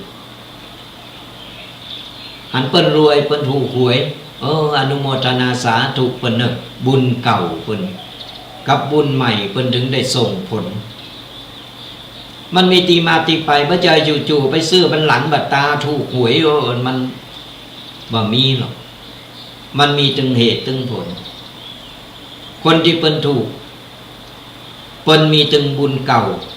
มีถึงบุญใหม่กรรมเก่ากรรมใหม่ผสมกันไปเกิดมาใจกรรมเก่าก่อนใจกรรมที่บดีที่เขาได้สั่งได้ทำเอาไว้และสั่งสมกรรมใหม่กรรมดีขึ้นมามันก็จะจางเลินหายไปก็เหมือนน้ำเกลือก็ใส่น้ำไปหนักๆก็เหมือนเอาทำสร้างความดีไปหนักๆหัวเกลือมันเค็มใส่น้ำกับไปหนักๆเติมน้ำกับไปติ๊กๆก็เหมือนเอาเติมความดีสร้างความดีเข้าไปบ่เมื่อวันนั้นเกลือมันก็จะจางไปแต่จะมาล้างกรรมมันล้างกรรมหรือลบกรรมมันบ่มีแต่มันเบาบางจางลงไปได้กรรมได้ไผก่อคนนั้นก็ต้องนับกรรมนั้นจะเอาเงินไปซื้อมีเงินไปซื้อเป็นร้อยเป็นล้านมันก็จึงลบบ่ได้ล้างบ่ได้ในเมื่อมันสำเร็จไปแล้วมันก็จะเป็นตราบาปติดตัวเข้าไปตลอดแต่จะทำอย่างใดได้ตีเขาจะเบาบางลงก็คือสร้างความดีขึ้นมาจิ๊กๆก็เหมือนเขาเติมน้ำไปในเกลือนั่นมันก็จะเบาบางจางลงไปเนี่ยก็ฝากสดาญาติโยมกัน9 ข้อกับ9 ข้อคิดต่างๆเป็นปกิณกะเป็นข้อคิดที่สดาญาติโยมได้เอามาพินิจพิจารณาและก็เอาลองมาก้อนใกล้พอแล้วไปบอกลูกสอนหลังว่าวันนี้ฟังธรรมะตุปีแดงแล้วได้ข้อคิดอย่างหลายๆอย่าง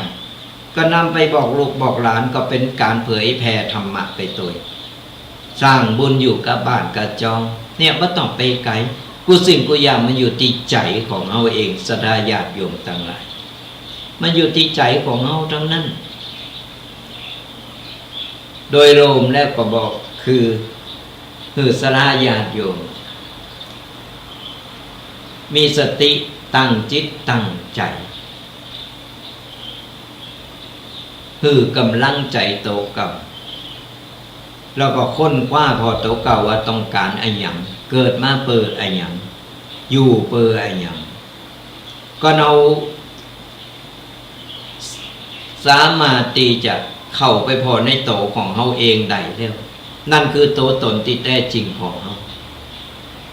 ปัจจัยหันเป็นเย็ดยังก็เย็ดเป็นนำยังก็ยังเลยเปื่อยไปอันถึงเวลาก็ตายไปโดยบ่หู้โตเลยว่าถึงวันนี้เกิดมาเพื่ออย่างเกิดมาตามแรงตามลมมันนั่นคนเกิดก็คนสมมาเกิดก็เกิดมาก็บ่หู้ใจเย่หยังเนี่ยนี่คือบ่มีเป้าหมายในชีวิตของโตกับ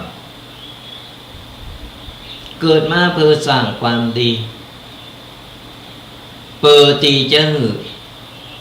บุญกุศลเนี่ยมันแหงเพิ่มขึ้นไปติ๊กๆแถมหน่อยก็ถึงนิพพานไม่ต้องกลับมาเกิด แต่นี่เอาต้องเว้นว่ายตายเกิด เวียนว่ายตายเกิดบ่ฮู้กี่ภพกี่ชาติก็เราสร้างกรรมบ่ดีไว้มันก็ยังจมลงติ๊กก็เราสร้างคุณงามความดีมันก็จะดันเฮาขึ้นไปติ๊กสั่งสมเอาไว้ก็ฝากสดาญาติโยมกันเอาไว้เอาละสดาญาติโยมทั้งหลายอุไปอุมาวันนี้เขาจะเปิดสายหน้าใหม่คือสดาญาติโยมได้มามาเอ่ยกันเป็นกำลังอกกำลังใจกัน ฟังกระตุเจ้าอย่างเดียวก็งอมใครรับให้หมอ เพราะฉะนั้นวันนี้เราเปิดสายหน้าใหม่เร็วหน่อยคือสดาญาติโยมได้มาแลกเปลี่ยนกันได้มาสนทนาธรรมกันหลังจากกลับจากวัดมาแล้วลุกวัดมาแล้วทุกปีได้ยินทุกปีอยู่ใครใครเอ่ยตัวใครแจมตัวหรือว่าใครลงบุญใครทำบุญตัวตามที่ได้ประชาสัมพันธ์ไปแล้วนั่นก็สามารถโทรกันเข้ามาได้เนอะตอนนี้เราเปิดสายหน้าใหม่กันละ0826112245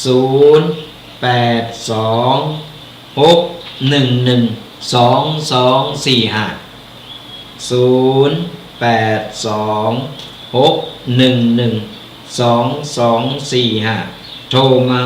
มาเอ่ยมาตักมาตายกันระหว่างรอสายหน้าไม้อาตมาภาพก็จะจะเอ่ยไปเรื่อยๆก็อย่างน้อยเป็นกำลังอกกำลังใจกันตักตายกันอากาศเป็นอย่างใดฟองวันนี้ฟังอยู่ตั้งใดหนาวก็อากาศเย็นหนาวอย่างใดก็โทรมามาเอ่ยกันได้หรือจะมาขอรายละเอียดต่างๆเกี่ยวกับงานบุญที่ประชาสัมพันธ์กันไปก็สามารถโทรกันเข้ามาได้เนอะเปิดสายหน้าไมค์กันนะก็ติดตามรายการกันไปเรื่อยๆเนอะกับรายการธรรมะกำยองกับตุเจ้ายองป่าซางฟังธรรมะสบายสไตล์ตุปีแดงวัดบางกอกทุกๆวันเสาร์ตั้งแต่เวลา 8 โมงจนถึง 10 โมง2 ชั่วโมงเต็มกับรายการก็สามารถพอหรือติดตามกันหลายๆช่องทางสรญาติโยมทั้งหลายบอกว่าจะเป็นตั้งไร่สดตั้ง Facebook ของอาตมาภาพตุปีแดงหรือว่าจะเป็นตั้งช่อง YouTube ของตั้งสถานีวัดฝายหินหรือว่าจะเป็นตั้งวิทยุวัดฝายหินหรือเครือข่ายกลุ่มไลน์ต่างๆสะดวกตั้งในสามารถติดตามพอย้อนหลังกันได้ไปพอตั้ง Facebook ช่อง YouTube กลุ่มไลน์ก็กดไลค์กดแชร์กดติดตามกันเป็นกำลังอกกำลังใจกันเป็นการหือกำลังใจเป็นการแชร์ธรรมะเฮาได้บุญได้กุศลไปตัวก็กดไลค์กดแชร์กดติดตามกันไปสะดวกตั้งใดฟังอยู่ตั้งใดอันใดที่เฮาฟังแล้วมันเข้าใจดีเฮาก็ก้อนใกล้เอาสิ่งดีๆงามๆนำไปปฏิบัติกับชีวิตครอบครัวปฏิบัติกับชีวิตในปัจจุบันของเฮาก็จะได้ชื่อว่าบ่ประมาทในการใช้ชีวิตแต่ก่อนเฮาฟังแล้วก็ลืมฟังแล้วก็ลืมบ่นำไปปรับใจก็บ่เกิดประโยชน์อะไรหยังขึ้นมาสักแต่ว่าได้ฟัง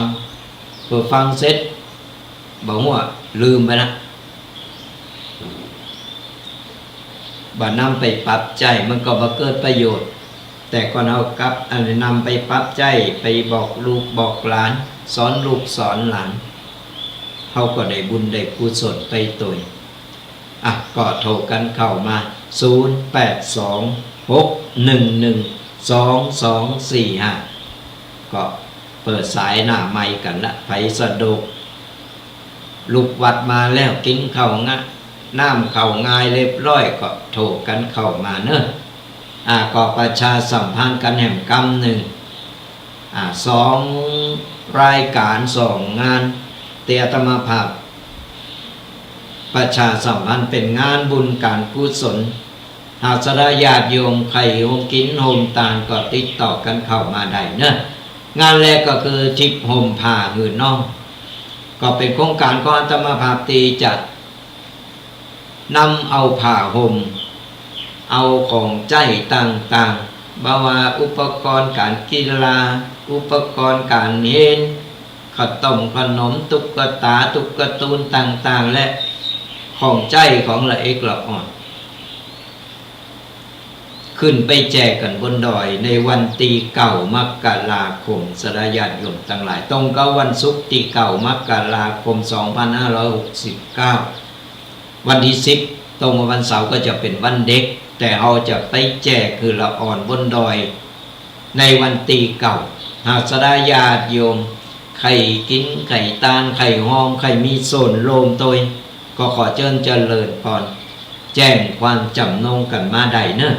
หรือว่าใครมีอุปกรณ์มีเข้าของอยู่แล้วใครเอาไปลงฝากเอาไปทำบุญตัวเนอะก็สามารถติดต่อกันมาได้ก่อนอยู่ไกลอยู่หิมเฮาก็จะเอารถไปหับเอาก่อนอยู่ไกลมานี่ก็ครับโทรมาบอกแล้วกันว่าสามารถที่จะเดินทางไปหับของที่จะเอาไปลงได้ก็แจ้งความจำนงกันมาได้เนอะขออนุญาตรับสายก่อนเนอะเจริญปนมาตรการเจ้าจากทางใดฮะโอ้อยู่เชียงใหม่แค่ได้ทางเจ้าอยู่เชียงใหม่ฟังชัดเนาะเจ้าฟังชัดเจ้าโอ้แม่น่าดูฟังกันแต่เจ้าเนาะค่ะแม่เคยไปวันวิหารวันตรงนั้นอยู่ใกล้ๆกันอยู่ใกล้ๆกันนี่แหละเจ้าแม่เคยตะโกนเข้าเนาะท่านว่าแต่ละก็ว่าน้ำดีว่าน้ำดีประสาทหรอกใจผ่านหมดผ่านวัดกองหมดเลยเจ้าแล้วก็วัดคือวันวิหารแล้วก็วัดหนองสมณะเนาะใจเจ้าโอ้แม่หมูอยู่ไก่แต่นี่แม่เหมยเจ้าแม่เหมยเนาะแล้วตรงเขาที่แล้วก็วัดอะไรอย่างก็วัดไม่เอาในการสมัยนั้นใจวัดไม่เอาสมัยนั้นตัวทุมิปัญญูเนาะทุมิปัญญูเนาะโอ้วันนี้แม่เหมยว่าโอ้วันถนนมันแต่งใหม่แต่งใหม่หมดมันถึงอันเดิมไม่บอกไว้ไหนเนาะใจถ้าหากว่ามันมีการมีงานอย่างที่นั่นนะครับวัดสวนวิหารวัดน้ำดีวัดวัดภูมิรุนเนาะวัดหนองสมณะนะมันมีงานอย่างก็จะมาขับแม่เหมยกับแม่ไรเนาะเขาเป็นอย่างนี้แสดงว่าเป็นสาวบริสุทธิ์อยู่เนาะแม่เหมยอายุ75แล้วเจ้า75แล้วไม่ไรมัน76แล้วเจ้าเอามาเอาเขาวัดกันเนาะใจเขาว่ากันแต่วันนี้แม่เหมยกับไปวัดแม่เหมยกับไปสบายไปใครวัดเนาะแม่เหมยกับมานั่งฟังนี้อยู่เนี่ยวันนี้เทศตามได้ดีมากเนาะบางคนก็บอกฟังเนาะใจเจ้าตะกุนหนาวเนาะหนาวกับเหมยก็จะมาหายดีด้วยเนี่ยเหมยตกด้วยวันนี้อากาศหนาวแม่เหมยก็มานั่งฟังโอ้ใครลุกได้นอนแล้วแบบอย่างนึง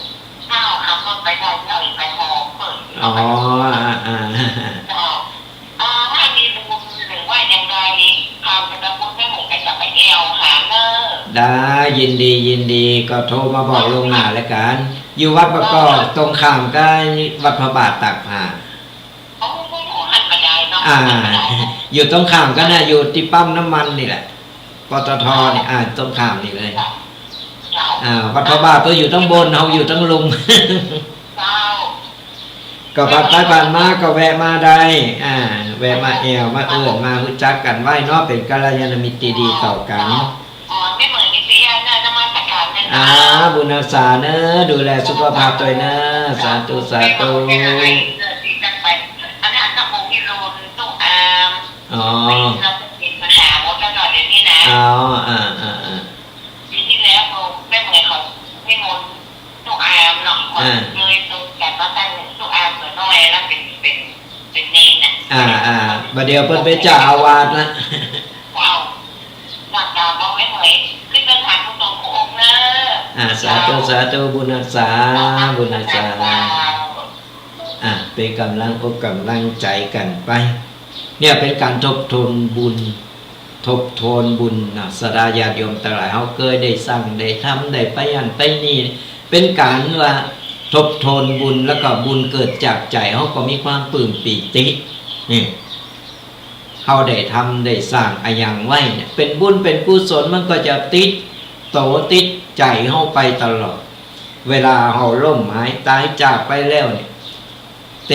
เวลาไปตายไปปุ๊บโยมกับบานถามได้สร้างบุญอะไรอย่างไว้พองโอ้อีแม่ได้ทำอันนั้นนี่แม่ได้ทำอันนี้มาเนี่ยเป็นบุญเป็นกุศลอันนี้เป็นบุญเป็นกุศลไปขึ้นสวรรค์ไปนี่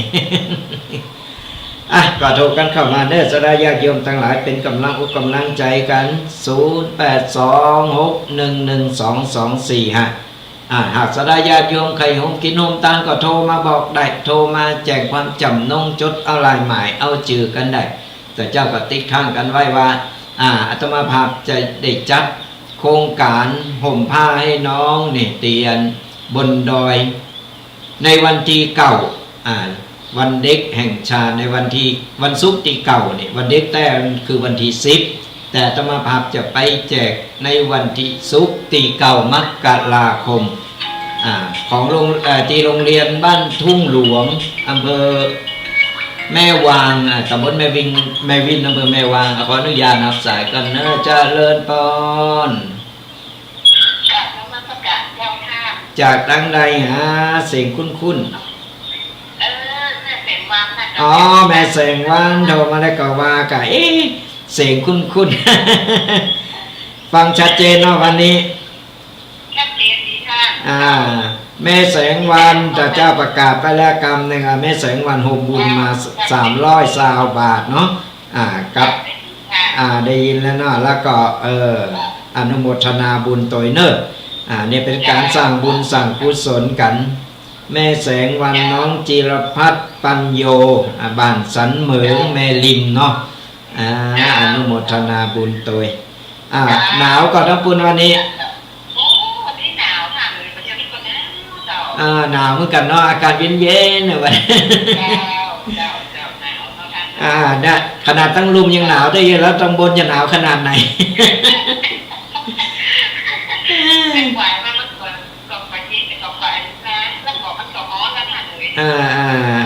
ก็นี่แหละมันอากาศเนาะอนุโมทนาบุญเนอะเป็นกำลังใจกันไปบุญอาสาสาธุแม่แสงวันน้องจิรพัฒน์ปัญโยบันสันเหมืองแม่ริมตะคืนเพิ่นโทรมาตอนกลางคืนโอ้อีแม่ไข่โฮมบุญตัวเนอะขอโฮมบุญผ้าห่ม2 ผืนเนอะโอนมาเรียบร้อยอนุโมทนาบุญตัวหากพระสดาญาติโยมให้ไข่ให้ไข่หอมไข่กินไข่ตาลไข่โรงบุญกุศลในการห่มผ้าให้น้องบนดอยนี่ก็ติดต่อกันเข้ามาได้เนอะหรือหลังไม้ก็ได้จบรายการก็สามารถโทรกันเข้ามาได้ตอนนี้เขาเปิดสายคือสดาญาติโยมได้มามาได้มาแจ้งความจำนงกันได้เขาจะไปแจกผ้าห่มกันหนาวอุปกรณ์การเล่นการเห็นอุปกรณ์การกีฬาต่างๆหรือว่าใครมีตุ๊กตาตุ๊กตานี่เขาจะไปแจกละอ่อนตัวน้อยที่อยู่บนดอยเป็นของขวัญปีใหม่ของขวัญวันเด็กครับละอ่อนในวันศุกร์ที่9 มกราคมที่โรงเรียนบ้านทุ่งหลวงตำบลแม่วินอำเภอแม่วางจังหวัดเชียงใหม่สำหรับผ้าห่มกันหนาวผืนละ159 บาท159 บาทต่อ1 ผืนไผใครเป็นเจ้าพาโปรมในครั้งนี้ใครมีแนวโลมโซนโลมแจ้งความจำนงกันมาแจ้งชื่อกันไว้ก่อนแล้วก็จบรายการอาตมาภาพก็จะได้หมายเลขบัญชีไปแล้วก็หรือว่าใครไปโลมตัวก็ได้แจ้งความจำนงกันมาผืนหนึ่ง159 บาทเขาต้องใจจำนวน80 ผืนสดาญาติโยมทั้งหลายทั้งหมด80 ผืนตอนนี้ก็ได้มาพองละได้มาก็ยังไม่ได้เช็คยอดว่าได้กี่ผืนแล้ว ก็ขออนุโมทนาบุญกับแม่ครูเหรียญทองอันนี้ FC ตีเปินติดตามหลามต้อยกันมาตลอดเป็นกำลังใจกันมาตลอดก็โฮมบุญมาเป็นกาผ่าโฮม1 ผืนพร้อมกับขนมนมเนยต่างๆรวมถึงวัด300 บาทขออนุโมทนาบุญตัวพระเจ้าแต่นั้นก็ไม่มีป่าทัศนีบ้านไฮละปูนนี่อำเภอป่าซางนี่ก็โฮมบุญผ่าโฮมแม่1 ผืน159 บาทขออนุโมทนาบุญตัวเนอพระเจ้าแต่นั้นก็ได้ไม่มีนางสาวสุปรีรัตน์อันนี้เป็นอยู่ไกลอยู่เมษายพุ่นเป็นโฮมบุญมาแหม 1,000 บาทพระเจ้าแต่นั้นก็ได้มามีนางพันนีจีรัตน์พร้อมกับขอบโคทำบุญโลมทำบุญมาแหม500 บาทขออนุโมทนาบุญตัวเนอและพระเจ้าแต่นั้นก็ได้มามีแม่แสงวันตีโทมาแต่เจ้านี่ก็พร้อมกับน้องจิรพัฒน์ปัญโยบันสันเหมืองหิมปิงแม่ริมนะสันเหมืองแม่ริมโฮมบุญแหม320 บาทขออนุโมทนาบุญตัวเนอและพระเจ้าแต่นั้นก็ได้มามีแม่สุการะอิสระภาพรวมบุญมา500 บาทอุทิศส่วนกุศลไปยังนายนิคมปินตาเปียกผู้ที่ได้ลงรับไปแล้วขออนุโมทนาบุญโตยเนอะพระเจ้าแต่นั้นก็ได้ไม่มีสายบุญตีบัตรสงออกน้ำรวมบุญมาแห่ม130 บาทก็ขออนุโมทนาบุญกันโตยอาสราญาติโยมไข่กินไข่ตานไข่ให้ไข่ห้องไข่มีส่วนรวมในบุญครั้งนี้ก็ขอเชิญเจริญพรเนอะโทรมาแจ้งจือกันเอาไว้ก็ได้ฝากเบอร์โทรเอาไว้จบรายการอาตมาภาพก็จะได้ติดต่อไปจะได้หือหมายเลขบัญชีก้อนบัสดุที่จะมาก็โอนมาได้อาตมาภาพก็จะได้เอาไปจัดสรรปันส่วนที่ในการที่จะไปแจกไปมอบของบนดอยกันในวันที่เก่านี่ก็สำหรับสระญาติโยมตีจะไปโตยหรือใครไปโตยใครไปโฮมบุญใครไปหูไปหันใครไปพอหมอกพอเหมยบนดอยพวกก็ติดต่อมาได้ตอนนี้รถตู้ของเรา2 กันเต็มแล้วเหลือแหมกันหนึ่งสระญาติโยมทั้งหลายเลยกันนี่ก็ยังเหลือแหมประมาณ 4-5 คนหากสระญาติโยมใครไปโตยก็แจ้งความจำนงกันมาการรถไปปีก็อยู่ที่300 บาทเป็นรถตู้สระญาติโยมทั้งหลายแล้วใครมีรถส่วนตัวจะไปโตยก็ได้บ่เป็นอย่างหนตั้งก็ดีอยู่แต่มันคดเขี้ยวหน่อยหนตั้งมันงูเลื่อย มันขึ้นดอยมันกดเกี้ยวหน่อยแต่ก็หนตั้งดีอยู่ก็สามารถเอารถส่วนตัวไปได้หรือว่าใครจะไปกับรถตู้ก็ได้ก็แจ้งความจำนงกันมาเนอะในวันที่เก่าวันที่เก่านี่เขาจะเดินทางออกจากวัดประกอบนี่เวลา 8 โมงเมื่อเจ้าไปถึงปุนก็กะว่าไปฉันเพลบนดอยแล้วก็กลางบ่ายมาเขาก็ไปแจกของกับละเอ็กละอ่อนบนดอยกันก็แจ้งความประสงค์กันมาแจ้งความจำนงกันมาได้และงานหนึ่งก็ฝากประชาสัมพันธ์กันไปตัวเนอะฝากประชาสัมพันธ์กันไปตัวอันนี้ก็เป็นงานใหญ่แห่งงานหนึ่งตีบักวนละบัดดีลืมขอเชิญคณะสงฆ์คณะศิษยานุศิษย์วัดพระพุทธบาทตากผ้าทั้งบรรพชิตและก็คฤหัสถ์และก็ลูกศิษย์ต่างๆของหลวงพ่อเจ้าคุณพระพุทธบาทพิทักษ์ตลอดถึงญาติโยมที่เคารพนับถือได้มารวมบุญเป็นกตัญญูกตเวทิตาคุณในวาระโอกาสสุดท้ายที่จะได้พระราชทานเพลิงศพเป็นบูชาพระคุณงานพระราชทานเพลิงศพพระเดชพระคุณพระพุทธบาทพิทักษ์อดีตเจ้าคณะอดีตรองเจ้าคณะจังหวัดลำพูนอดีตเจ้าคณะอำเภอป่าซางอดีตเจ้าอาวาสวัดพระพุทธบาทตากผ้าพระอารามหลวงงานจะจัดขึ้นเริ่มตั้งแต่วันที่19จนถึงวันที่25 มกราคม 2569 ณ วัดพระพุทธบาทตากผ้าตำบลบะกอกอำเภอป่าซางจังหวัดลำพูน หากสดาญาติโยมสะดวกหรือว่าวางวันใดก็สามารถมารวมกันได้หรือว่าอยากเป็นเจ้าภาพต่างๆไม่ว่าจะเป็นเจ้าภาพผ่าไตเจ้าภาพภัตตาหารหลายอันหลายอย่างก็ติดต่อแจ้งความจำนงกันมาได้ไปสะดวกก็ไปที่วัดพระบาทเลยเขาจะมีคณะกรรมการคอยดูแลคอยต้อนรับไปแจ้งความจำนงกันได้มาออกห้องตามกันก็สามารถมากันได้มาแจ้งความจำนงกันไว้แต่เนิ่นๆเนอะ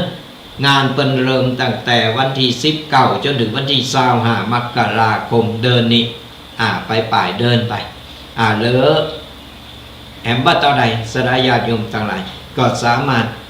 ติดต่อกันได้หรือว่าเจออาตมาภาพเป็นสะพานบุญจะขอเบอร์โทรติดต่อก็สามารถโทรเข้ามาได้อาตมาภาพก็จะเบอร์โทรติดต่อไปทางคณะกรรมการหรือว่าไปอยู่ไกลอยู่หิมแวะเวียนกันเข้าไปได้ตอนนี้เรามีคณะกรรมการคอยต้อนรับคอยดูแลกันอยู่ที่วัดพระพุทธบาทตากผ้าก็ติดต่อความจำนงกันไปตอนนี้เราต้องการโครงการต้องการเจ้าภาพผ่าไตเพราะมันต้องใจหลายอันหลายอย่างอยู่ก็ใครที่เป็นศิษยานุศิษย์หรือว่าผ่านไปผ่านมาหู้จักมักจีวัดพระพุทธบาทตากผ้าก็แวะเวียนกันมาได้เนอะแวะเวียนกันมาแจ้งความจำนงหรือว่าใครให้ใครห้อมหน้างานก็ได้งานของเราจะเริ่มตั้งแต่วันที่19ถึงวันที่25มกราคมก็ฝากประชาสัมพันธ์กันไปโดยบอกกันต่อเป็นห้องว่าบุญต่อบุญศรัทธาญาติโยมทั้งหลายบุญต่อบุญติดต่อกันไปสอบถามกันไปประชาสัมพันธ์กันเขาก็ได้บุญได้กุศลตัวก็ฝากกันเอาไว้งานพระราชทานเพลิงศพเจ้าคุณพระพุทธบาทพิทักษ์เจ้าอดีตรองเจ้าคณะจังหวัดลำพูนอดีตเจ้าคณะอำเภอป่าซางอดีตเจ้าอาวาสวัดพระพุทธบาทตากผ้าพระอารามหลวงจะเริ่มขึ้นในวันที่19ถึง25มกราคมพศ2569ก็สามารถแจ้งความจำนงกันมาได้หรือว่าบัสโดกจะติดต่อมาทางรายการของเฮาก็ได้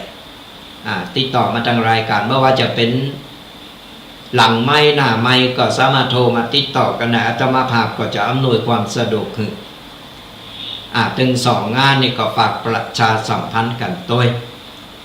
โทรกันเข้ามาสดาญาติโยมทั้งหลายโทรกันเข้ามาได้ตอนนี้เรายังมีเวลาอยู่โทรกันเข้ามาใครให้ใครหอมหรือว่าโทรมาเป็นกำลังอกกำลังใจกันก็ได้เป็นกำลังอกกำลังใจกันไปติดตามรายการกันไปเรื่อยๆเนอะเป็นกำลังอกกำลังใจกันทุกๆวันเสาร์ตั้งแต่เวลา 8 โมงจนถึง 10 โมงกับรายการธรรมกำยองฟังธรรมะสบายสไตล์ตุปีแดงวัดบางกอกก็สามารถโทรมามาหรือว่ากดไลค์กดแชร์ไม่ว่าจะเป็นช่องทางใดก็ตามฟังรายการตั้งวิทยุก็โทรมามามาตักมาตายกันได้ไม่ว่าจะเป็นวัดฝายหินหรือว่าสถานีเครือข่ายต่างๆหรือว่าจะเป็นทั้ง Facebook หรือว่าจะเป็นช่อง YouTube ต่างๆก็สามารถโทรกันเข้ามาได้กดไลค์กดแชร์กดติดตามกันขออนุญาตรับสายนะเจริญปอนแม่และมาแล้วแม่ครูรายงานตัวกับเจ้าน้องสวัสดีเป็นมือตัวเนอร์ในรายการ บุญรักษาลูกวัดมาเนาะวันนี้บัตต้าเพื่อนเถอะวันนี้บัตต้าเนี่ยกำลังลูกวัดมาเนาะถ้าเขามีข้อหลังแล้วเนาะใจ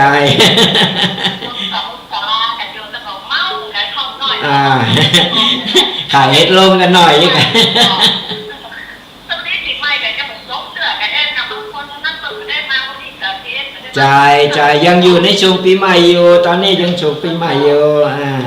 ฉลองกันด้วยข้าวหลามเนาะ ข้าวหลามข้าวไหม้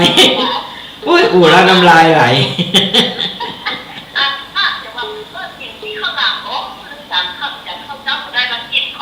อิ่มข้าวหลามเพราะมันลำเนอะใจข้าวไหม้ข้าวหลามเนี่ยมันลำน่ะใจ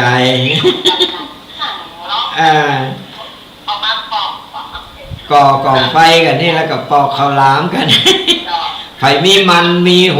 มันโหเพอกับมกกันนะบรรยากาศเก่าๆมันดีนะโมนสายรุดไปแล้วกันเดี๋ยวโทรมาใหม่เนอะสายรุดไปแล้วโอ้กำลังกินข้าวหลามข้าวใหม่มันนี่แล้วก็สายรุดเจ้าสายซ่อนโทรกันเข้ามาเนอะโทรกันเข้ามาโอ้จะสายรัดรุดเนาะสายมันรุดกำลังถามมันเป็นที่ที่ท่านพูดในวิดีโออยู่นะแต่เราถูกแต่ขัดแย้งถามว่ามันมีอยู่ก่อนผีหัวพระเจ้าผีหัวพระเจ้าประเดี๋ยวมันเคยมีนะตรงนี้เนาะเจ้าที่มันมีกับพระเจ้าเพราะมันอยู่ในวัดในวาใจแต่ที่มันก็ทับแขกอย่างที่ว่าเนาะแล้วก็เป็นในชุมชนแต่อยู่ในเทศบาลใจของปึ้งเดี๋ยวก็เทศบาลจะมามันห่างหายไปเมื่อมันเคยห่างหายไปมันเคยแบบเปลี่ยนแปลงไปแล้วแต่บางทีมันก็ยังมีอยู่อย่างว่าทำดูห่างนี่นะตอนนั้นปีเราจะได้ไปเอาตัวละไปลองหัวเจ้าไปเอาไปพูดเจ้าเนาะมันได้เกี่ยวมันได้แบบหลายปีก็อนุโมทนาเมตเลยน้องแม่ครูตัวเนออนุโมทนาบุญตัวเตียนหอมบุญผ่าห่มมาตัวสาธุบุญรักษาเนอะหับสายต่อนะเจริญปอนโยมจูนเป็นไงสบายดีไหมสบายดีค่ะพอดีวันนี้ได้ติดตามเพราะว่าไม่ได้ไปโรงเรียนค่ะไม่ได้ไปโรงเรียนเนาะก็ยังฟังรายการตั้งแต่ต้นเลยค่ะก็ไปวัดป่าก็มาฟังค่ะดีละลืมกันไม่ได้เราไม่ได้ขนาดไปโรงเรียนยังกดไลค์กดแชร์ให้เลยค่ะไปโรงเรียนกดไลค์กดแชร์ยังแอบกดไลค์กดแชร์ให้อีกนะดีละอนุโมทนาบุญด้วยไปโรงเรียนไม่ได้ฟังไม่ตามก็กดไลค์กดแชร์แล้วก็ขึ้นไปเรียนค่ะดีละอากาศหนาวเนาะตอนนี้หนาวไหมหนาวค่ะมากเลยค่ะหนาวมากเลยดีละก็ดูแลสุขภาพด้วยเป็นกำลังใจกันเนาะบุญรักษาโทรกันเข้ามาเนอะยังมีเวลากันอยู่จบรายการแล้วใครให้ใครหอมก็สามารถโทรเข้ามาเบอร์นี้ก็ได้เนอะ0826112245ก็เฮาเปิดสายตลอดเพื่อสดาญาติโยมได้มาโฮมกินโฮมตาลโฮมบุญกุศลกันก็ฝากประชาสัมพันธ์กันไปตัวเจ้าแม่ครูเหรนท้องเพิ่นก็โทรเข้ามารายงานโตแล้วกำลังลุกวัดมาอันนี้เพิ่นก็ได้โฮมบุญมาแล้วเป็นผ้าห่ม1ผืนแล้วก็ขนมนมเนยต่างๆ300 บาทก็ขออนุโมทนาบุญตัวหลายท่านก็สามารถโทรมาแจ้งชื่อกันไว้แล้วก็แจ้งชื่อแล้วก็เบอร์โทรกันเอาไว้อาตมาภาพก็จะติดต่อไปหลังจากจบรายการก็เป็นการช่องทางแบบไหนจะให้เจ้าห้อมอย่างใดก็จบรายการเขาก็จะได้ติดต่อไปเขาก็จะจดเอาลายหมายเอาชื่อเอาไว้มาประกาศเพื่อสดาญาติโยมได้ที่เป็นมีจิตมีใจใครให้ใครหอมตัวเปิ้นก็จะได้หู้ได้หันเทวบุตรเทวดาเพิ่นก็จะรวมอนุโมทนาบุญตัวก็ขอเจริญพรนะสดาญาติโยม มีจิตสนาไข่ไฮไข่หอมไข่รวมบุญกันก็ติดต่อกันมาได้เอาใจเบอร์เดิมนี่แหละเบอร์อื่นเดียวเอาไปซับสนอีเมจำไม่ได้เบอร์มันหนักล่ำ16ก็ออกไปแล้ว06ก็ออกแล้วก็โทรกันมาเป็นกำลังอกกำลังใจกันสราญาติโยม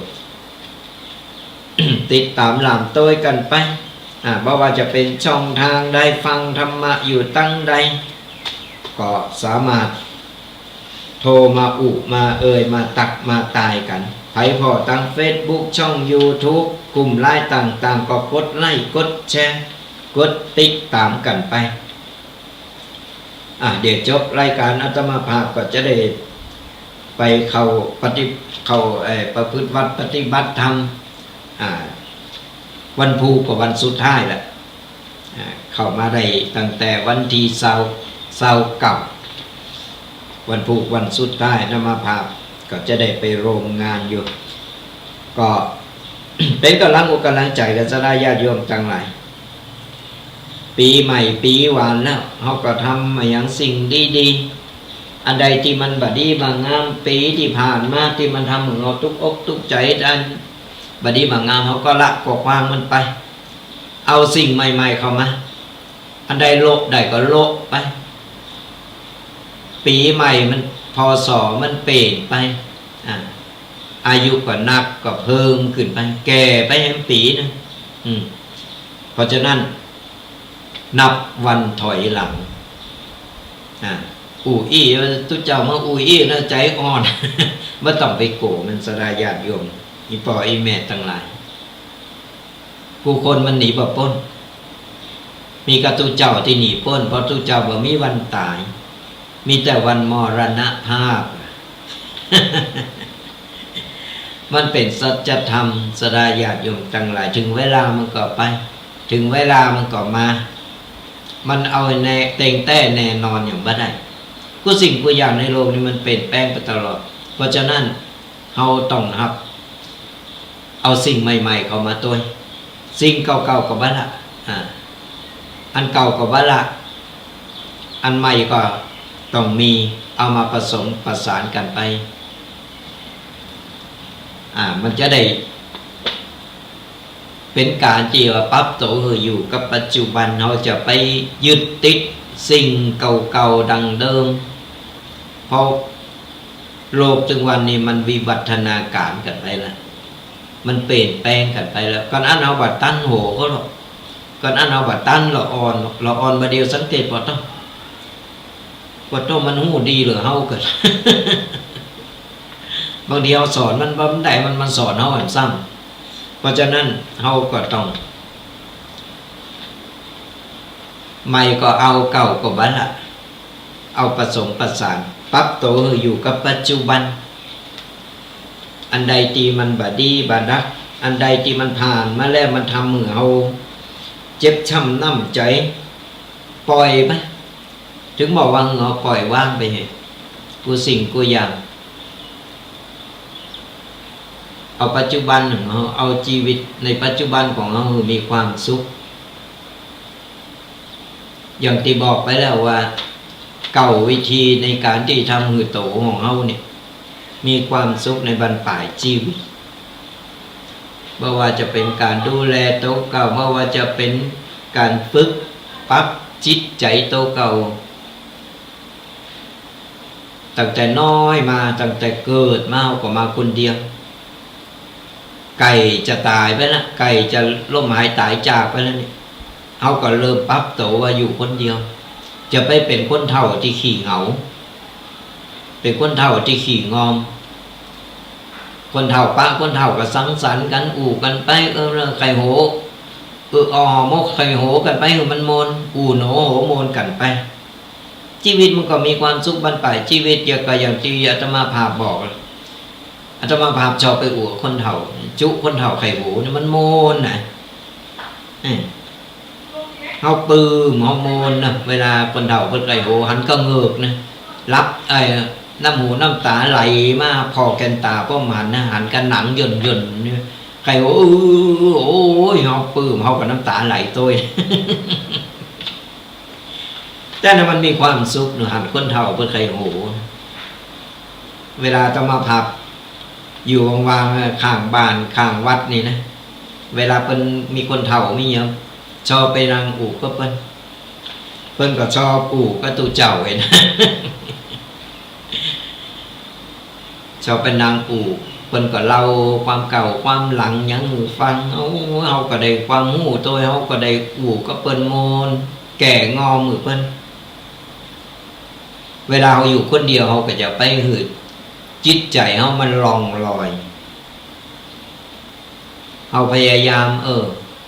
ปรับตัวก็อย่างที่บอกฝึกจิตฝึกใจของเฮาหืดสงบจะไปฟุ้งซ่านคือจิตใจเฮาก็สงบ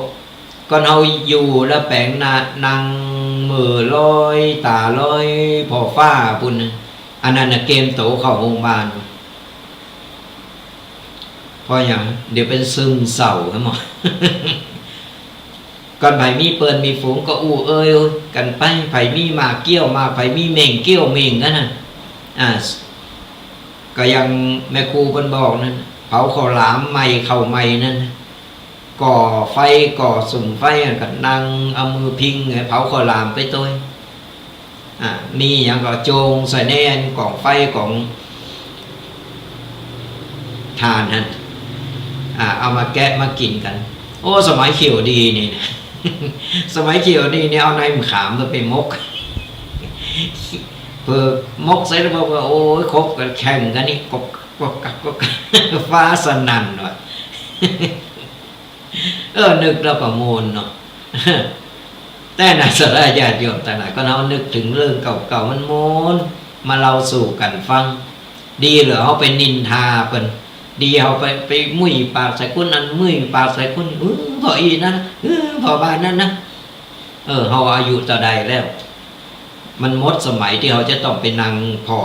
ให้พอดีคนนั้นคนนี้เขาพอโตเขาเองดีกว่าพอโตเขาเองสบาย เขาหาความสุขใส่ชีวิตของเขาในบรรปลายชีวิตยิ้มมือนักยิ้มเขาไว้ยิ้มสยามถึงไม่มีฟันแต่ก็มีเหงือกให้เห็น มันโมนะคนยิ้มนะเขาก็สุบอกสุขใจด้วยเอาล่ะสดาญาติโยมต่างหลายอุไปอุมาเหลือเวลา5 นาทีก็บ่เป็นหยังสดาญาติโยมใครให้ใครหอมใครกินใครตามตัวเพราะว่าจะเป็นงานบุญที่อาตมาภาพประชาสัมพันธ์กันไปเพราะว่าจะเป็นงานไปแจกของบนดอยหือกับน้องห่มผ้าให้น้องที่บนดอยแม่วินนี่ก็สามารถติดต่อเข้ามาได้หลังจบรายการนะโทรกันเข้ามาได้โทรมาได้ตลอดอาตมาภาพก็จะจดเอาลายใหม่เอาจื่อกันหรือว่าวันที่19 ถึง 25งานพระราชทานเพลิงศพของพระเดชพระคุณเจ้าคุณพระพุทธบาทพิทักษ์อดีตรองเจ้าคณะจังหวัดลำพูนอดีตเจ้าคณะอำเภอป่าซางอดีตเจ้าอาวาสวัดพระพุทธบาทตากผ้าจะมีขึ้นในวันที่19 ถึง 25 มกราคมหากสดาญาติโยมบัติดภารกิจใดๆหรือใครมากินมาหอมใครมาลงเป็นเจ้าภาพต่างๆติดต่อกันเข้ามาได้เนอะไปสะดวกไปติดต่อบนติวัดเลยก็ได้จะมีคณะกรรมการคอยต้อนรับอยู่หรือว่าโทรมาถามตามเบอร์นี้ก็ได้เบอร์ตีอาตมาภาพใจอยู่0826112245มาถามรายละเอียดกันได้อาตมาภาพก็จะเป็นสะพานบุญก็ฝากประชาสัมพันธ์บอกกันต่อๆกันไปตัวเนอะก็สุดท้ายนี้ก็ขออวยพรถึงกษัตริย์ญาติโยมตีกำลังมาสดับฟังกับรายการเรื่องฟังย้อนหลังก็ตามก็ขอเงินจุปุจุคนจงหายตุกหายโศกหายโรคหายภัยหายเจ็บหายไข้นึกหวังสิ่งใดก็ขอเงินสมปรารถนากูสิ่งกูประการเงินทองไหลมาเทมาอย่าได้ขาดสายขอเงินต่อเงินต่อเงินต่อเงินทำการงานใดๆเจริญก้าวหน้าทำมาค้าขายร่ำรวยทำไมทำสวนได้ผลผลิตเจริญงอกงามขายได้ราคาสุขภาพร่างกายแข็งแรงแคล้วคลาดปลอดภัย อายุมั่นขวัญยืนมีโจกมีใจหือบุญปกปักรักษาคุ้มครองกันกูคนเนอขอเจริญปอน